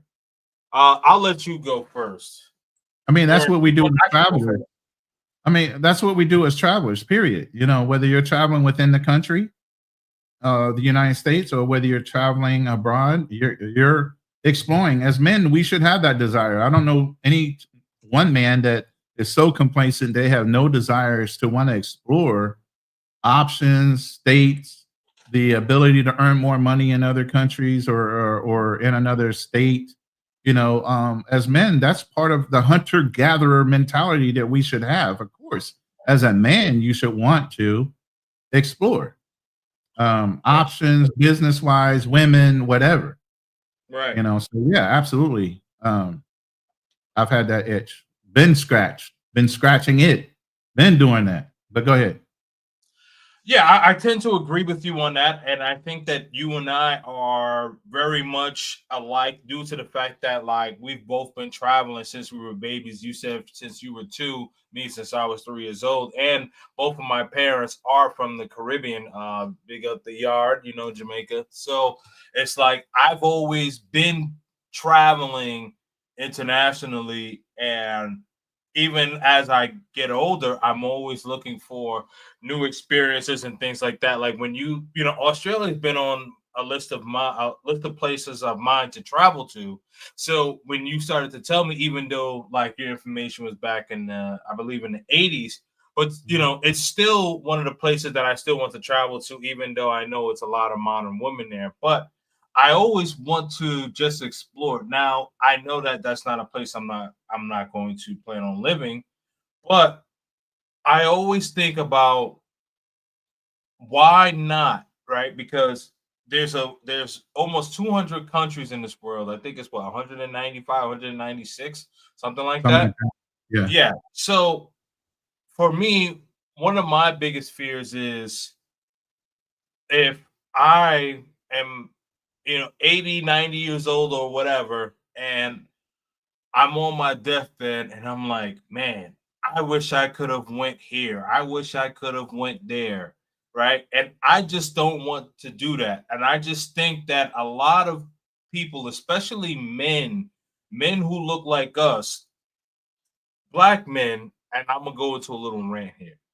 Black men, like I know that we have this affinity, right, to just stay in the bubble, the area, and we 50 states, it seems like it's so big, but the world is so big. The world has 7 continents. And I'm not saying that you have to see every single one, but I'm also saying why not have the affinity to at least want to see every single one? Most people just only move about 240 miles from where they were born. Did you know that, Alex? Yeah, that's exactly why I said Californians don't go anywhere. Right. To prove a point. They get comfortable, they're comfortable, they ain't going nowhere. And that's okay. That's their choice. But at the end of the day, you can explore all of California. Like I said, they have plenty of options. They can explore all their state and still have things to do that they possibly like. There's a very few of us that want to have our passports, want to break out of that mold. Like I said, you got to be an out of the box thinker. Right. Yeah. At the end of the day, anybody that has a passport has to be an out of the box thinker, or you would just be complacent because you don't want to know anything better than that. Exactly. Absolutely. Absolutely. Okay. And then he follows up. I'm confused between traveling to new places and settling down in a place that I like. Well, it depends on like what you have going on. I can't recall like what you have going on. So like if it's just you, I definitely think that you should just pick up the baton and move however you want to move. So like if you decide, you say, hey, you know what, I want to spend maybe 3 or 4 months, maybe 3 to 6 months in the country, kind of get to know it, get to know the people, the culture, and things like that. Sure, why not? If you do have a lady, I would say find a place that would be beneficial for both of y'all, right? Because you want to make sure that it's a place where both of you all are going to be happy and flourishing in. And I think that like it's a very important thing, especially when it comes to a man and woman in relationships. I think that some men will go into a place that makes them happy, but not really know if it makes their woman happy. Now, if this is a woman that you plan on spending the rest of your life with, of course. Now, if this is just some woman that you're just hanging out with or whatever, and it's a bit casual-ish, then you shouldn't give a fuck, just to be fully transparent. But if you plan on spending quality time in the rest of your life with this woman, go to a place that's going to benefit both of y'all. But if you are a single man and don't have anything tying up, or if you have children that are grown, they're living their own lives, like how Ronin did, feel free to, explore whatever. You know what I mean? What I would say is, you know what? Get a globe, spin it, point out a place, go. That's it. I agree with you. Yep. Absolutely. But let me say this. Depending on your age, and even if you're older, I'd say there's no time too late to want to travel. There's a lot of people say, "Oh, I'm going to travel when I'm 65 when I retire." By the time I'm 57, get ready to turn 58. Mm-hmm. The military wore me ragged. I'm 100% PNT through the military. My body aches. Can you imagine at 65 how much more my body will ache? How much will you have abused your body? And there's no guarantee you're going to be healthy tomorrow. You can get in a car accident. Look at Christopher Reeves, fell off a freaking horse, was paralyzed, then later died because he was impaired in the chair. You never know. Nobody's planning on having a diagnosis of brain cancer or having a tumor or something where they're being caused to have a heart attack. Bruce Lee, one of the fittest people in the world, devised certain fitness programs and protein intake and different things like that. Still died. Brain aneurysm. Yep. Tomorrow is not promised. You can plan all day long to go and do whatever you want to do in retirement, or you can act on it now and then have things to reminisce in retirement, or have things that you say, hey, I want to go double back and see that again now that I'm retired. But have the experience now. You can always settle in on a place, but go explore and figure out what that one place is. Your favorite place today could be your 10th favorite place once you start traveling the world. And maybe that's not the place you're going to want to settle after you go and see it. You only have a limited exposure to what you have been exposed to up to this point. The greater exposure you have worldwide, the better you can have an opinion on where you want to be at the end of your life's tale, whenever that's going to be. But don't wait until tomorrow, because tomorrow's not promised. I guarantee you that. And this is coming from my personal experience. My brother was 3 years older than me, was shot and killed by a policeman that did need to be shot and killed by a policeman. He owned his own security company. The policeman decided to shoot him because he was more successful and tried to get away with it. Nothing is guaranteed. I don't care how successful you are in this world. So go out and see the world first before you decide where you feel you want to pitch your tent for the rest of your life. because it might change. Absolutely, absolutely, man. Definitely sad to hear about your brother, man. Condolences, man, for real. Like I said, I'm it's sorry. it's in the lyrics. I lived 10 lifetimes. I always say this. I lived 10 lifetimes. Right. And each lifetime you have different experiences and everything else. So the best thing you can do is jump from one lifetime and one life experience to another and continue to have those exchanges with your life. There's so many guys and they call them black pillars. They call them all kind of pills now, where these incels are sitting in their mom's basement with no desire to move around the planet or even come out of their mom's basement in the city or town that they're in. Right. Don't be that guy. Go stretch your legs. Go touch grass. Because that's the whole thing with the computers and social media. People get so ingrained on being on this computer, they don't actually go out and experience life for themselves. They live vicariously through these crash outs, these pookies and everything else, but they don't go and do it for themselves. Absolutely. Absolutely. I think, and I think that a lot of men have FOMO, fear of missing out, right? And especially like if your circle is around a group of people who don't really travel, or like if you start talking about traveling and they're just like, yeah, nah, I ain't really messing with it, man. You know what I mean? Like, I'm gonna just stay here. Or they're like the type that'll say, depending on where they're at, they'll say, you know what, like, all right, I go to Florida every year, or I go to Vegas every year, and I'm not like diminishing that. Actually, you know what? Fuck it, I am diminishing that. The reason is because like no, the reason is because it's like I said, like the world is so big, right? And not only that, but I remember I was speaking with a friend of mine because he's one of those friends. Like I encourage him to get his passport, and he's like, well, let's go to Florida. And I'm like, yo, I got family in Florida. I've been to Miami so many times. I've been to Disney World so many times. I've been to Tampa. Like, yo, like, nah, I'm good with Florida. I've been to Vegas like 5-6 times. I'm good with Vegas. You know what I mean? So long story short is that it's better to expound your horizons and try a place that maybe you haven't tried, and maybe you may like it, right? Did you know, and actually you probably do know because you've moved all over the place. So I have a family member who I'm very close with, lives in California. Do you know that it is more expensive for me to go to see them, right, than for me to fly to Colombia? Yeah, absolutely. I'm actually paying about almost $300 more to fly to see them than going to Colombia, and going to Colombia paying first class too. This is first class. No doubt. Crazy work, man. Ridiculous in California and everything else. Hey, throw up that diagram I threw up. And okay, I got you.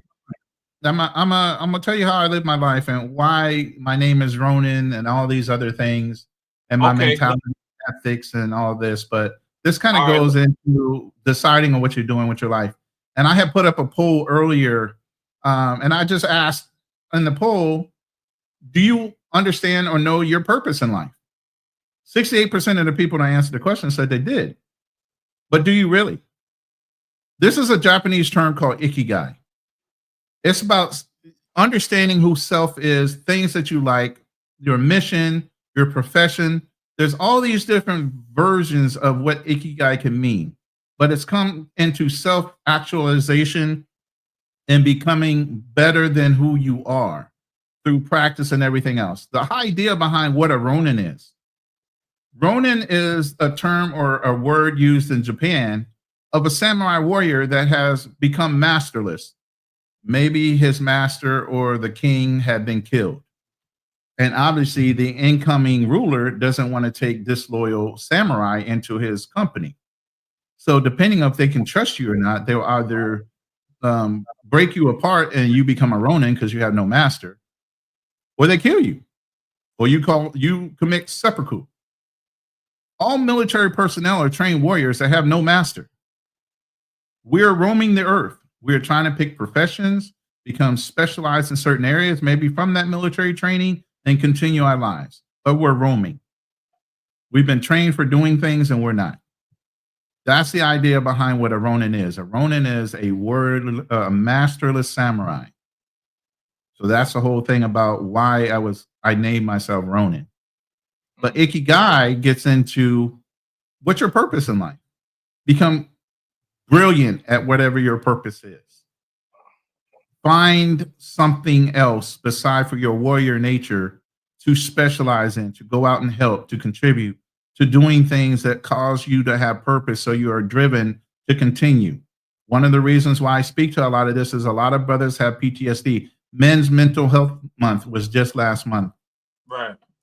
So many of us, brothers, military-wise, everything else, are committing self-deletion because they feel like they have no purpose.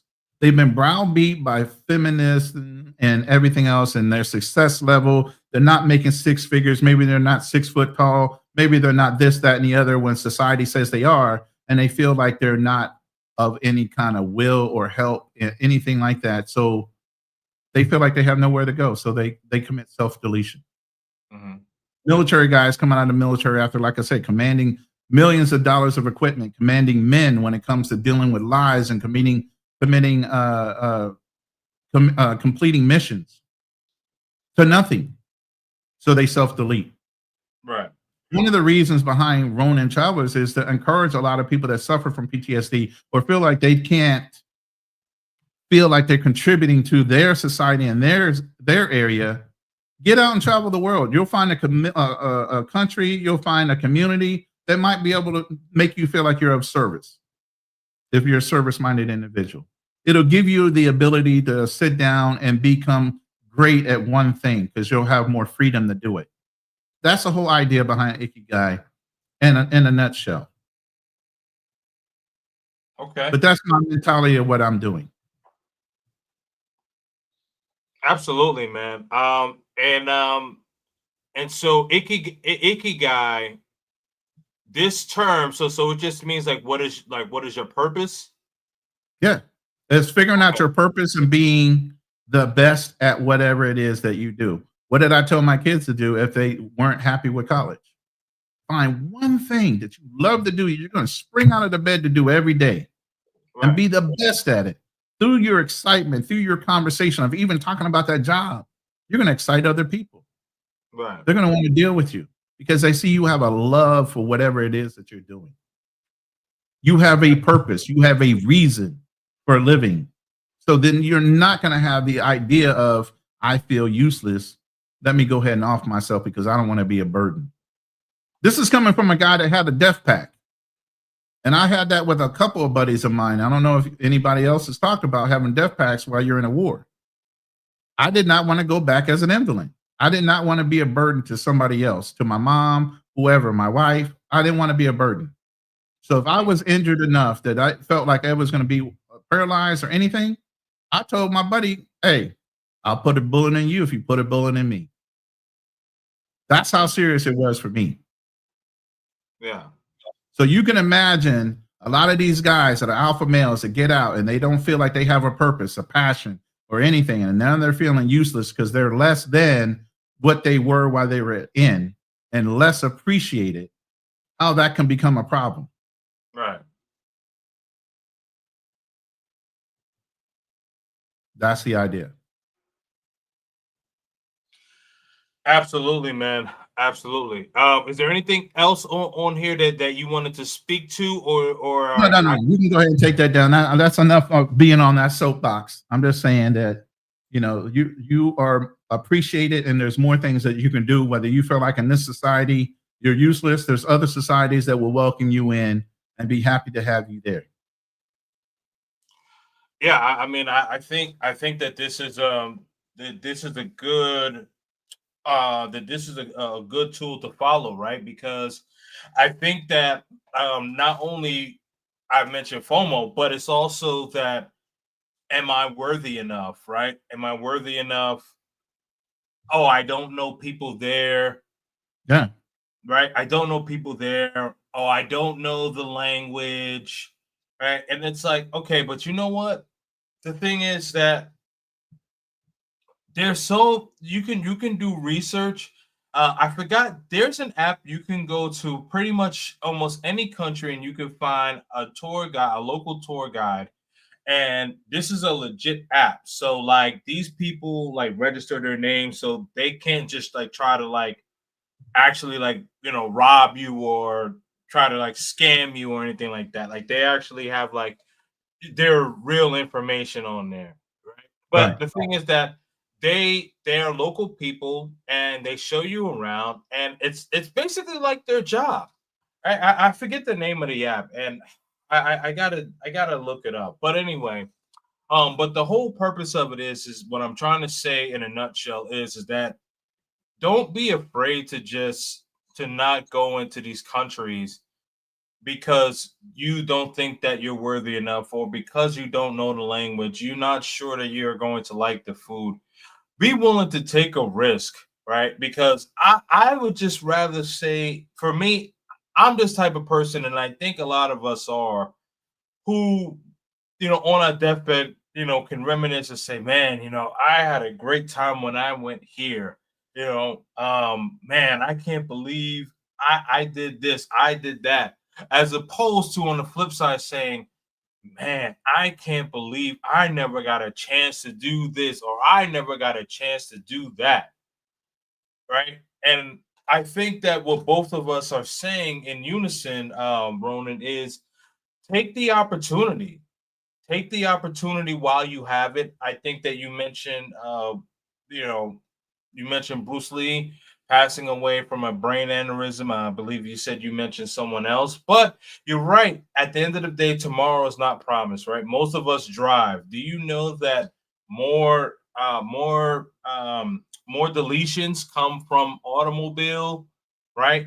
I remember I was getting into a debate with one of my friends because there was the plane crash and that happened in Philadelphia, and they're like, "Yo, I'm not Mhm. messing with no planes," and I'm like, "Dude, but you drive everywhere, and do you know how many deletions come from vehicles every day?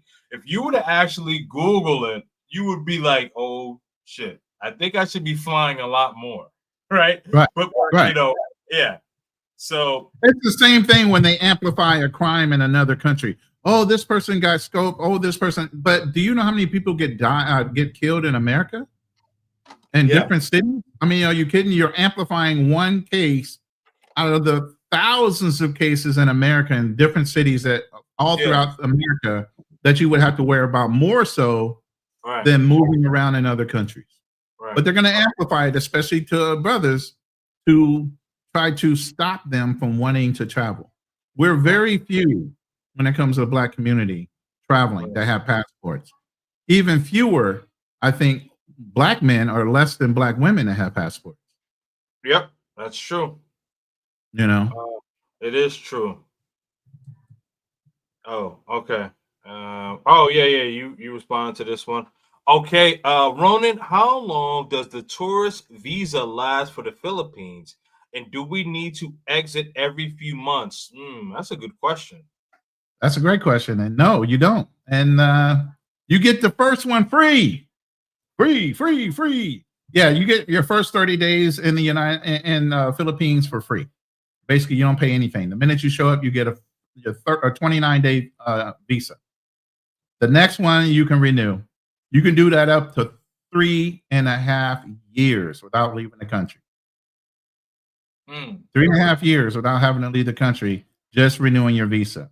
Now, after the first few months, then you can do 2 months to 6 months at a time, depending on what part of the country you're in. When you go into immigration, they can give you an option of 6 months.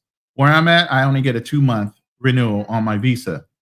So, in that respect, I have done my second renewal, which was a 2-month. I did my first 30 days after my free 30 days. I did my second month at my second renewal at 2 months. I'm getting my ACR I card. Now, you can now renew your immigration status online. You don't even have to go into the office anymore. You can go in as long as you have your ACR card. Because I did it my second renewal. My second renewal, I went in online and did it, and everything went through because I wasn't required to have an ACR card because I've only done one renewal. After your second renewal, you have to go in to the office, and what they do is they charge a little bit extra on your renewal for 2 months, but that extra is so that you can get an ACRI card. The ACRI card is an identification card as a resident, but it allows you to go into online and renew your immigration status online every 2 months or so, depending on what part of the country you're in. You might even have a 6-month option, and you can do all that online. The onward ticket. Remember, in the Philippines, you always have to guarantee that you're going to be leaving if you're denied. Right? I use onward.com in order to have an onward ticket, but they don't even ask for that in some places. I wouldn't say not have it, but it's only like a $16 or $12 option to do an onward ticket, just so if you're denied, you can go ahead and follow through on the onward ticket and book out. Hold on one second. Okay. All right. While he's doing that, shout out to T-Mac. He says, salute my Marine Corps brother. Thank you so much for the super chat. Definitely appreciate you tuning in here. Let's see. Okay. HB going global. Hey, my guy, what's going on? Thank you so much for tuning in. Hey, how we doing?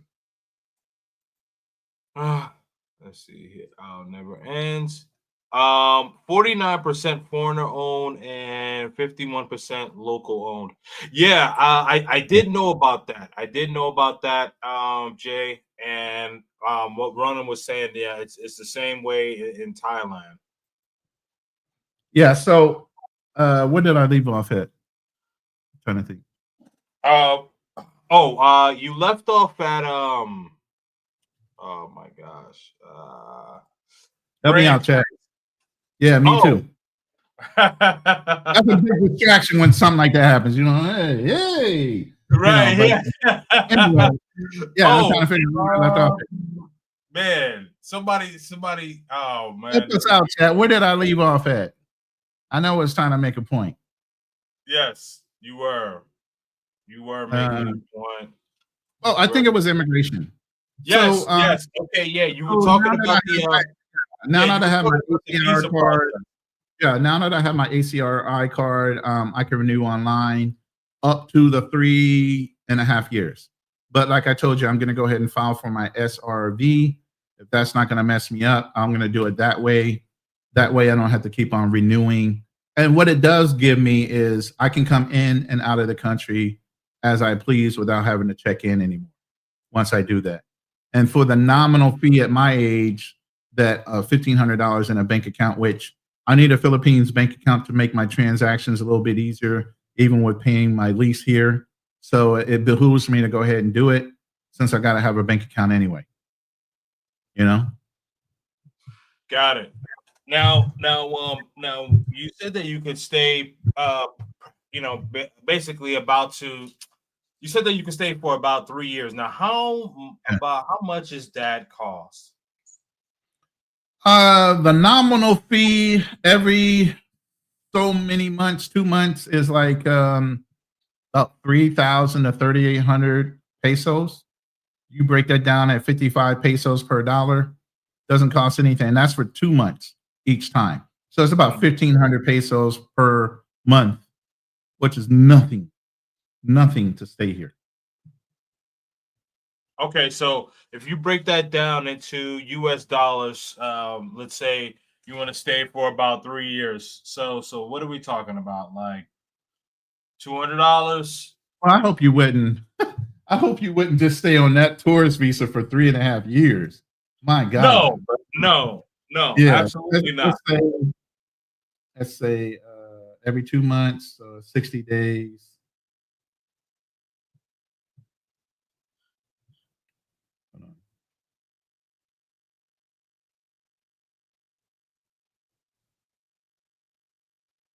I'm going to say 3,500 pesos.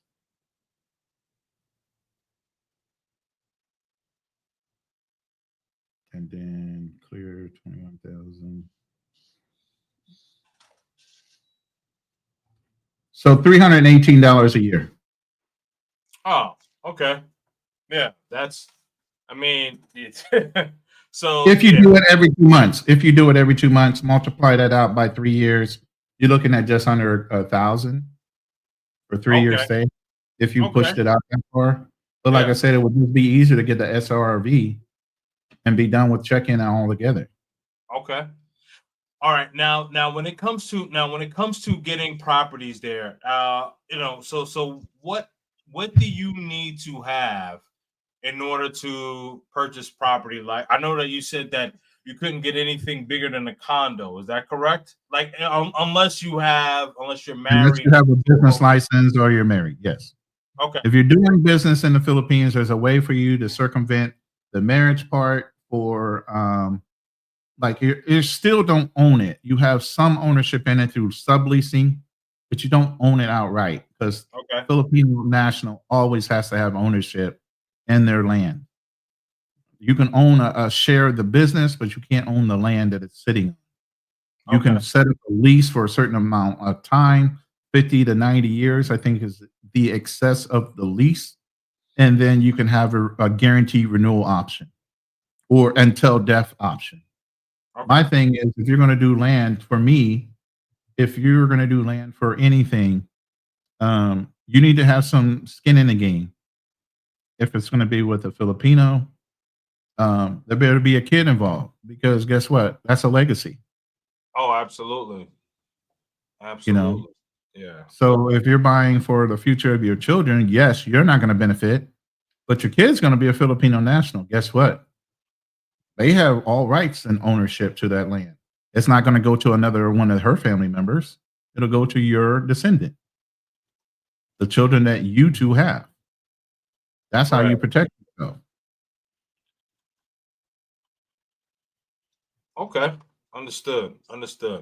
Now, what would you say would be the average amount for someone to live, a single man, comfortably, and where you're at in the Philippines? Because I know, obviously, you know your area the best. Oh man, that's all on an individual basis. Depends on how cheaply somebody wants to live and how extravagantly. That's all on personal preference when it comes to how much income can you live off of. I know people that are on Social Security barely making $1,600. Are they surviving? Yes, they are comfortably. Let's put it this way: the national income of the Philippines is $300 to $400 a month. Even at $1,600, you're making 4 times the amount of the national average. There you go. So you're at $2,000, $3,000, $4,000, $6,000, $8,000 a month. You're making an easy 6 figures. Man, you're top 1%. Absolutely. Okay, so yeah, so what I would say, because I like to guesstimate, because as you mentioned, like everyone individual experience, right? Because you might have some people who are just like very frugal, and then you have some people that are just like, hey, I want to party, I want to do $1,600 a month. I got to be able to pay, but I want to have fun and this, that, and the other thing too. Yeah, so I would say probably to live comfortably, you're looking at probably about 15 to 2,000.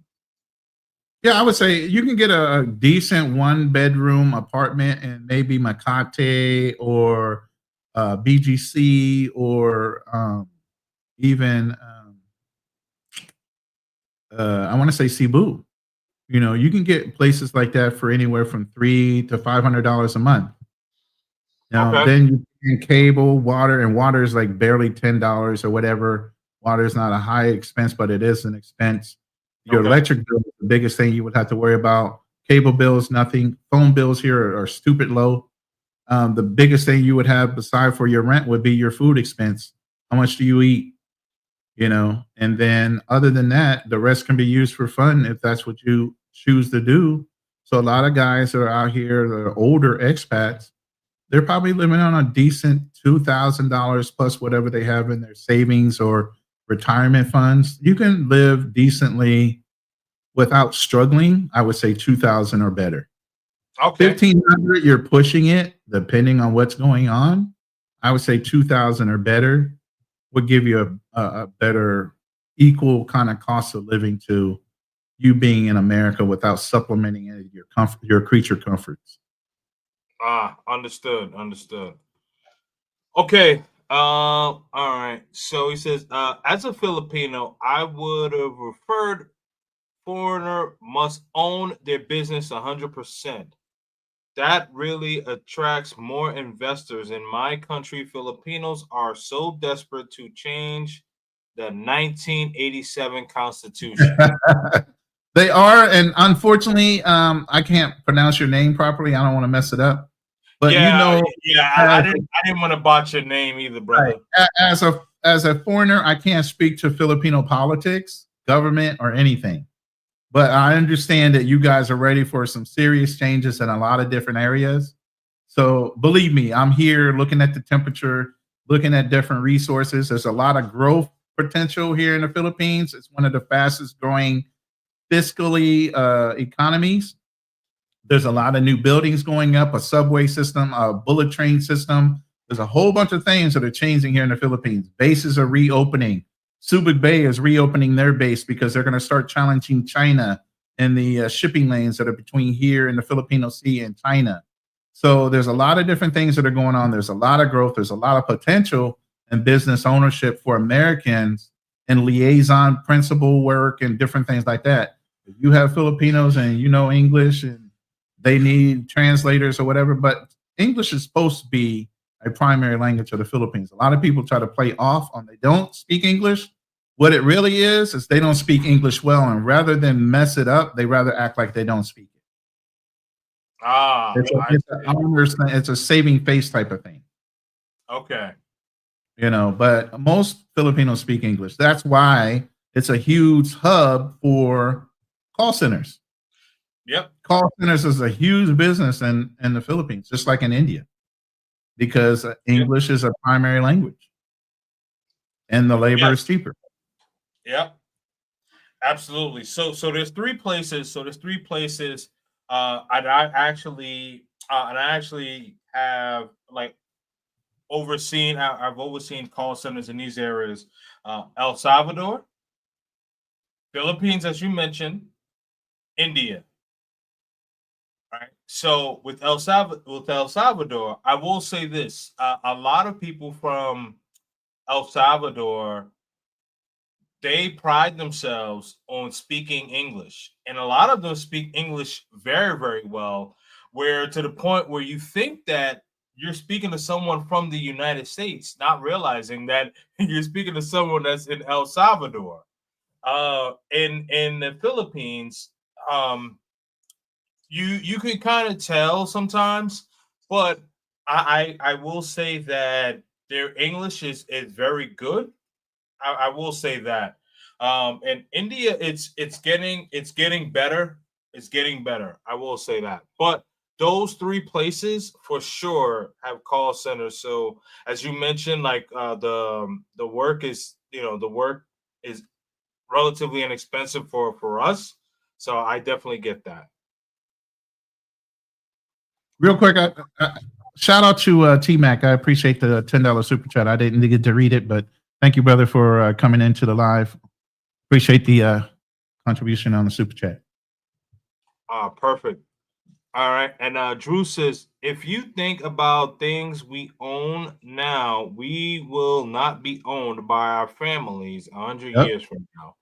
He's absolutely right. So what's the default? A lot of people are like, oh, well, you don't own your land. Well, you have a right on an option, like I said, up to 50 to 100 years. Right. He's absolutely right. Comparable to being in the United States and actually owning land, which is deceptive in itself, because if you really look at the laws, you can be by eminent domain, the land could be taken from you. Yep. And if you own land, why are you paying taxes on it? Think about that too. You don't really own your land, because if you default on the taxes that you own on the land, who gets to reclaim it? But you brought it out right. It was yours. Right. So do you really own the land in the United States, or is it a false sense of perception that you own the land in the United States just because you have a deed? Stop it. So yeah, it's comparable to like you said, you can live in the United States and your family, if you don't have it deeded in a trust or something like that, your family won't own that land in 100 Right. years. A lot of things that we struggle in life, we struggle because we have a perceived misperception on a legacy that we're leaving for our kids. But I talk about this all the time in financial planning and retirement. Your kids will tear up your whole legacy not more than 2 months after you're dead. They won't appreciate half the shit you did. They won't appreciate half the money that you made. They will take what they want and leave the rest for the fucking vultures. Believe me, I worked in life insurance for a lot of years. I worked in financial planning. I've watched myself give out life insurance policies and watch these kids waste the freaking money. I've seen them tear up businesses. I see how insensitive people are to your struggles in life. And that's why I say there's a time and place where you need to pick and choose what kind of legacy are you building. Are you reestablishing in a trust? What are you doing to secure that your legacy that you're working so hard for is going to stay consistent with what your wishes are? Because your family don't give a F once you're dead. Facts. All right. He says, you always have my support. Shout out to T-Mac again. Let's see. I went to sell my house in guess what state? California. Wise man, because that was my number one advice to a lot of, as a fiduciary and a financial planner. I asked them, once their kids are grown, do you plan on staying in California? Well, why not? Because that house in California, the valuation on that house, you can buy in the South, Texas, or somewhere where it's a tax-free state. You can buy the same size house for less and take the rest of the money, either invest it or use it to travel with. Why are you staying in California? All your kids will never come back to your home all at the same time ever in their lives. You will never get all your kids to come back. Right. So why are you keeping 7-bedroom house when you're not going to use all 7 bedrooms ever once they move out of the house? They ain't coming back like that. Right. You might get 1 or 2 full families back in that house once they leave your house and start having their own individual lives. You'll be lucky to get 3 out of the 7 back in the house at the same time. Right, absolutely. Absolutely. Let's see. Okay. Colombia. Well, hey, listen, T-Mac, Colombia, I'm your guy. He's already down there. He's already down there. He's down there more than anything. Oh, T-Mac, okay. What part of Colombia you at, T-Mac? Him and Andre from Love Crossing Borders are tight, man. They all down in the same area. Oh, wait. Is this? I think I know T. Yeah, you should. Okay, so wait, if this is the T that okay, wait, hold on. Is this the T that that I met you? We were at Chippy Chape. If this was that T, then I think I know who this guy is. Let me see. Nah, very different laws. I'm sorry, very different. Lease versus freehold is non-debatable. It's not non-debatable. You can agree to disagree. It's a false sense of hope. Yes, there's value in the land. Yes, if you own land and it appreciates, you get more money out of it. What they're saying is, and what I said was, I don't care how hard you work for it, your family will fumble the fucking bag after you're gone. If you sell it, yeah, fine. But if they sell it, they're not going to sell it for the true value. They're trying to get the money out of it.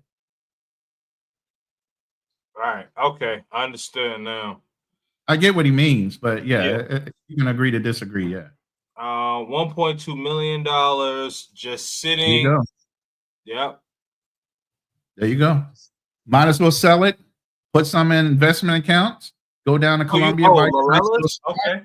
Yeah, go down and buy you a nice little spot in Lorelas and live off the interest or the interest gained on your investment. Okay. I lived there. Okay, so wait, are you in Medellin or are you in Cali? Because I own property in Medellin and Poblado.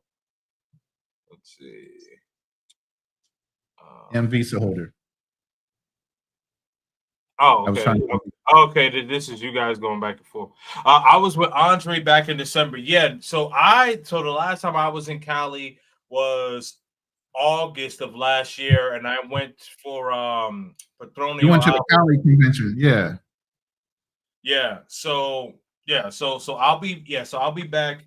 Yeah, so I'll be back in a few weeks. So I'll be in Medellin, and then I'm going to Cali again for Petronio Alvarez. But okay, cool. So Medellin, but I'm moving to Cali part time. Okay, all right, cool. Yeah, so T Mac, yeah, so definitely hit me up, man. So because when I come out to Medellin, I'm actually gonna be getting some content in Larelas. So I've been going to Medellin since 2020, and then I started renting my property in 2021, and then I purchased it in 2023. Let's see, Medellin. I'm moving to Cali. There's a Medellin in the Philippines too. Yes, I heard about that, but I don't think that's the Medellin. That's not the Colombian Not the Medellin. same thing. Yeah. Yeah, there's a lot of Spanish name towns. I mean, even the way the town is that I'm in, it looks one way and it's pronounced another way. Spelled Yeah, with a C, but pronounced with a K. And it sounds like you're living in Hawaii. It's called Kauaian City. really? Yeah. Okay. But it's spelled with a Uh, C. okay. So Um, yeah. I was in August as well. I was with I went with the Chica to see Mark Anthony. Okay. Okay, Cool. okay. Oh, that's a nice little setup. You were setting up a whole vibe with that one, T Mac. Yes, sir. Yes, sir. Yes, sir. He Yeah, Mark was. Yes, Anthony sir. He singing. was. Oh yeah. Yes, sir, he was. Okay, so it is midnight here on the East Coast, man. And Right. I definitely want to do a part two of this with you, man, because I think that this was a lot of good stuff, man, as far as when it comes to men's mental health. And I know with you being a military vet, first of all, thank you for your service yet again. But I think when it comes to men in general about their mental health, it's important. And I also Yeah. do know how important it is, especially when you tell me about in the military, where something pretty much can change your life right in front of you, and you just have to keep going, and you don't have any time to really reflect on it. Because especially if you're in the battlefield, your life really depends on it. So you can't have any time if you happen to lose a buddy, mourn on them. You got to keep pushing, Yeah. which is very sad. And I guess now they're starting to work on the rehabilitation, but I mean, my personal thoughts from the outside looking in, I think it's long overdue because I still see a lot of homeless veterans that are not being taken care of. Yeah, and then as my closing remarks is just like if you're a veteran and you're looking for a new direction, a new blueprint for yourself, you're trying to reclaim your peace.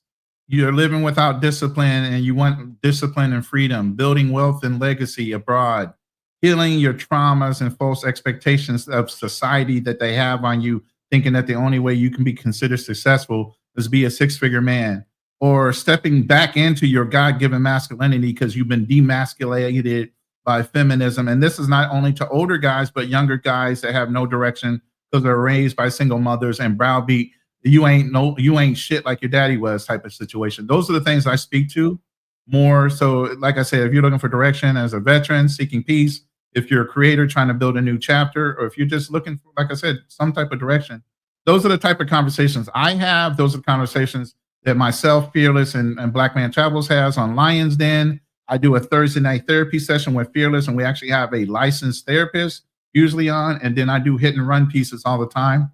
So those are the type of subjects I talk about. Absolutely, brother. Man, let's definitely do a part two of this because I definitely want to get more into like the living aspect abroad, right? Like, what are some things that men may need to change about themselves, how to adjust in a new country and stuff like that. And I definitely want to do a part two with you, man. Definitely very, very soon, brother. I appreciate your time, man, for No sure. problem. Appreciate being on the show. Thank you again for inviting me on the show and having me talk to your people about what I do and the beauty of being able to be abroad and get your mindset straight to become a better you. Absolutely, man. Thank you so much, my man. Alex, Ronin Travels, man. Definitely salute. Hey, man, it's your guy, Kingzndreamz. Peace and love. Stay purposely purposeful, and I'm out. Peace. See you.